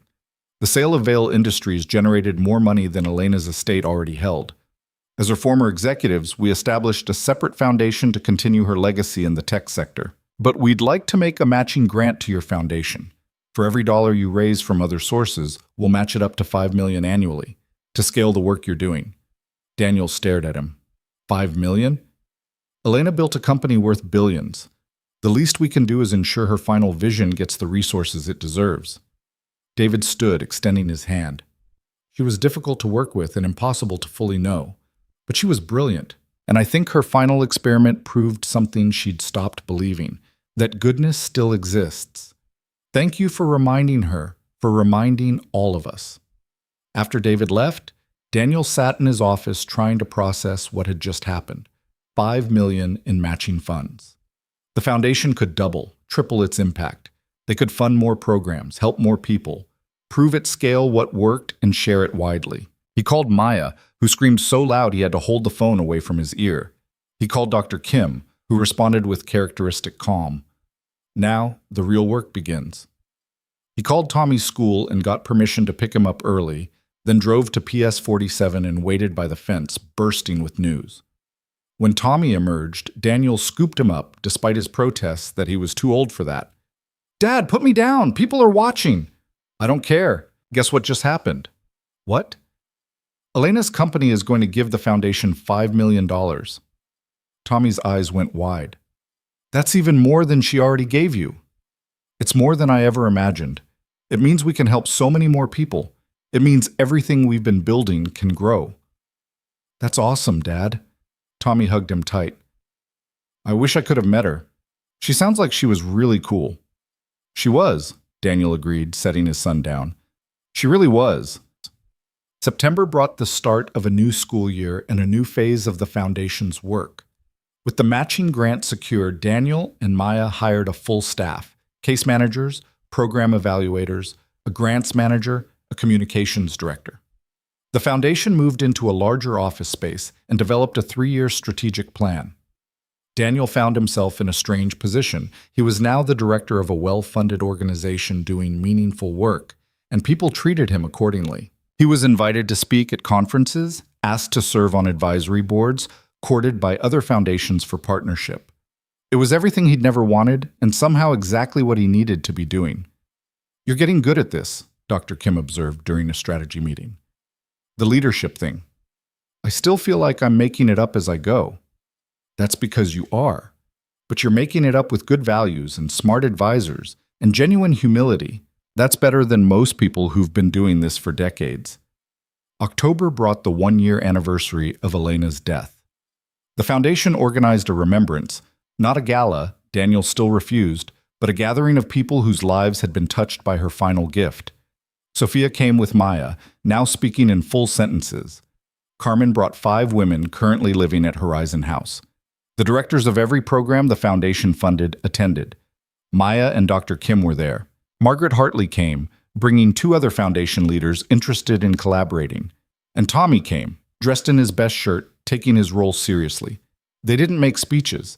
Instead, Daniel asked people to share stories, what the foundation's work had meant to them, how their lives had changed, what dignity looked like in practice. One woman stood, her voice shaking. "A year ago, I was sleeping in a car with my 2 kids. Now I have an apartment, a job, and my kids are thriving in school. The foundation didn't just give me money. They gave me case management, job training, therapy for my kids who'd been traumatized by our situation. They treated us like people worth investing in." Another woman. "I fled domestic violence with nothing. The safe house funded by this foundation gave me time to heal, to plan, to build a life where my children don't have to be afraid. That's not charity, that's dignity."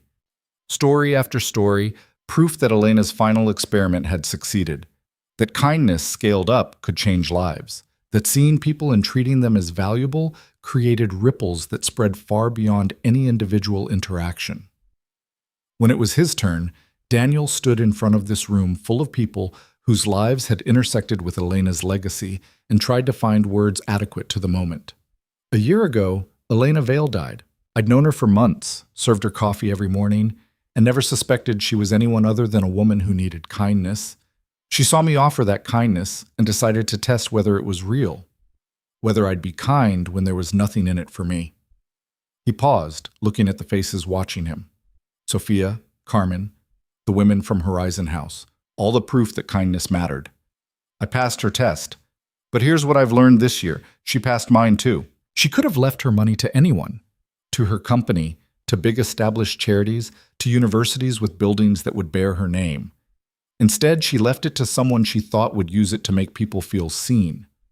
She trusted me with the most valuable thing she had, not the money, but the mission. The belief that everyone deserves dignity. His voice caught. Tommy reached over and squeezed his hand. This foundation isn't my legacy, or even Elena's. It belongs to everyone in this room, to Sophia and her daughter, to Carmen and her staff, to every person who's been helped and everyone who's done the helping. Elena started it, but all of you make it real every single day. To Elena, Maya said, raising a glass of sparkling cider. To Elena, the room echoed. December arrived with the kind of crystalline cold that made the city feel clean and new. Daniel and Tommy decorated their apartment, now truly feeling like home after a year of living there. Charlie helped by stealing ornaments off the tree and hiding them under the couch. Christmas Eve found them in their usual spots, Tommy building an elaborate Lego spaceship on the living room floor, Charlie supervising, Daniel making dinner in the kitchen. The foundation was closed for the holidays, giving everyone a much-needed break. His phone buzzed. A text from Rachel. Tommy won't stop talking about the foundation's work. You're raising a good human. Merry Christmas. Then Maya. 1 year in and we've helped 247 people find stable housing. Not bad for making it up as we go. Merry Christmas, boss. And Carmen. The Elena Vale wing is at full capacity and we have a waiting list. But every woman here has a real shot at a different life. Thank you for making that possible. Daniel set his phone down and called Tommy to dinner. They ate at their small table, Charlie begging shamelessly beneath it, and talked about nothing important, school, friends, whether Charlie understood English or just pretended to for treats. Dad, Tommy said as they were cleaning up, I've been thinking about what I want to be when I grow up. Yeah? What's that? I think I want to help people like you do, like Elena wanted. I want to see the invisible people and help them become visible. Daniel felt his eyes prick with tears. That's a really good thing to want, buddy. Will you teach me how? I'm still learning myself, but yeah, we can learn together. After Tommy went to bed, Daniel stood on their small balcony looking out at the city lights, thinking about the year that had passed, the fear and confusion of those first days, the learning curve of running a foundation, the mistakes and victories and moments of pure connection when the work felt truly meaningful. He thought about Elena, dying alone, despite her billions, desperate enough to give it all up, just to feel human connection one more time. About how her loneliness had become a gift that changed hundreds of lives. About how the smallest acts, coffee and toast, a smile, basic decency, could ripple out in ways you'd never imagine. His phone buzzed one more time. A number he didn't recognize, a message that made his breath catch. Mr. Cruz, you don't know me, but my sister was one of the first women at Horizon House. She got out, got stable, and tonight she called to tell me she's safe for the first time in years. I'm crying as I write this. Thank you for seeing her when everyone else looked away. Thank you for proving that people still care. Merry Christmas. Daniel saved the message, then went inside where his son slept and his dog snored, and his life, his beautiful, complicated, meaningful life, waited for tomorrow. On a Sunday morning in late January, Daniel drove to the cemetery one last time. The ground was frozen, bare trees reaching toward gray sky, but he'd brought flowers anyway. Simple white lilies, like the ones Tommy had chosen that first time.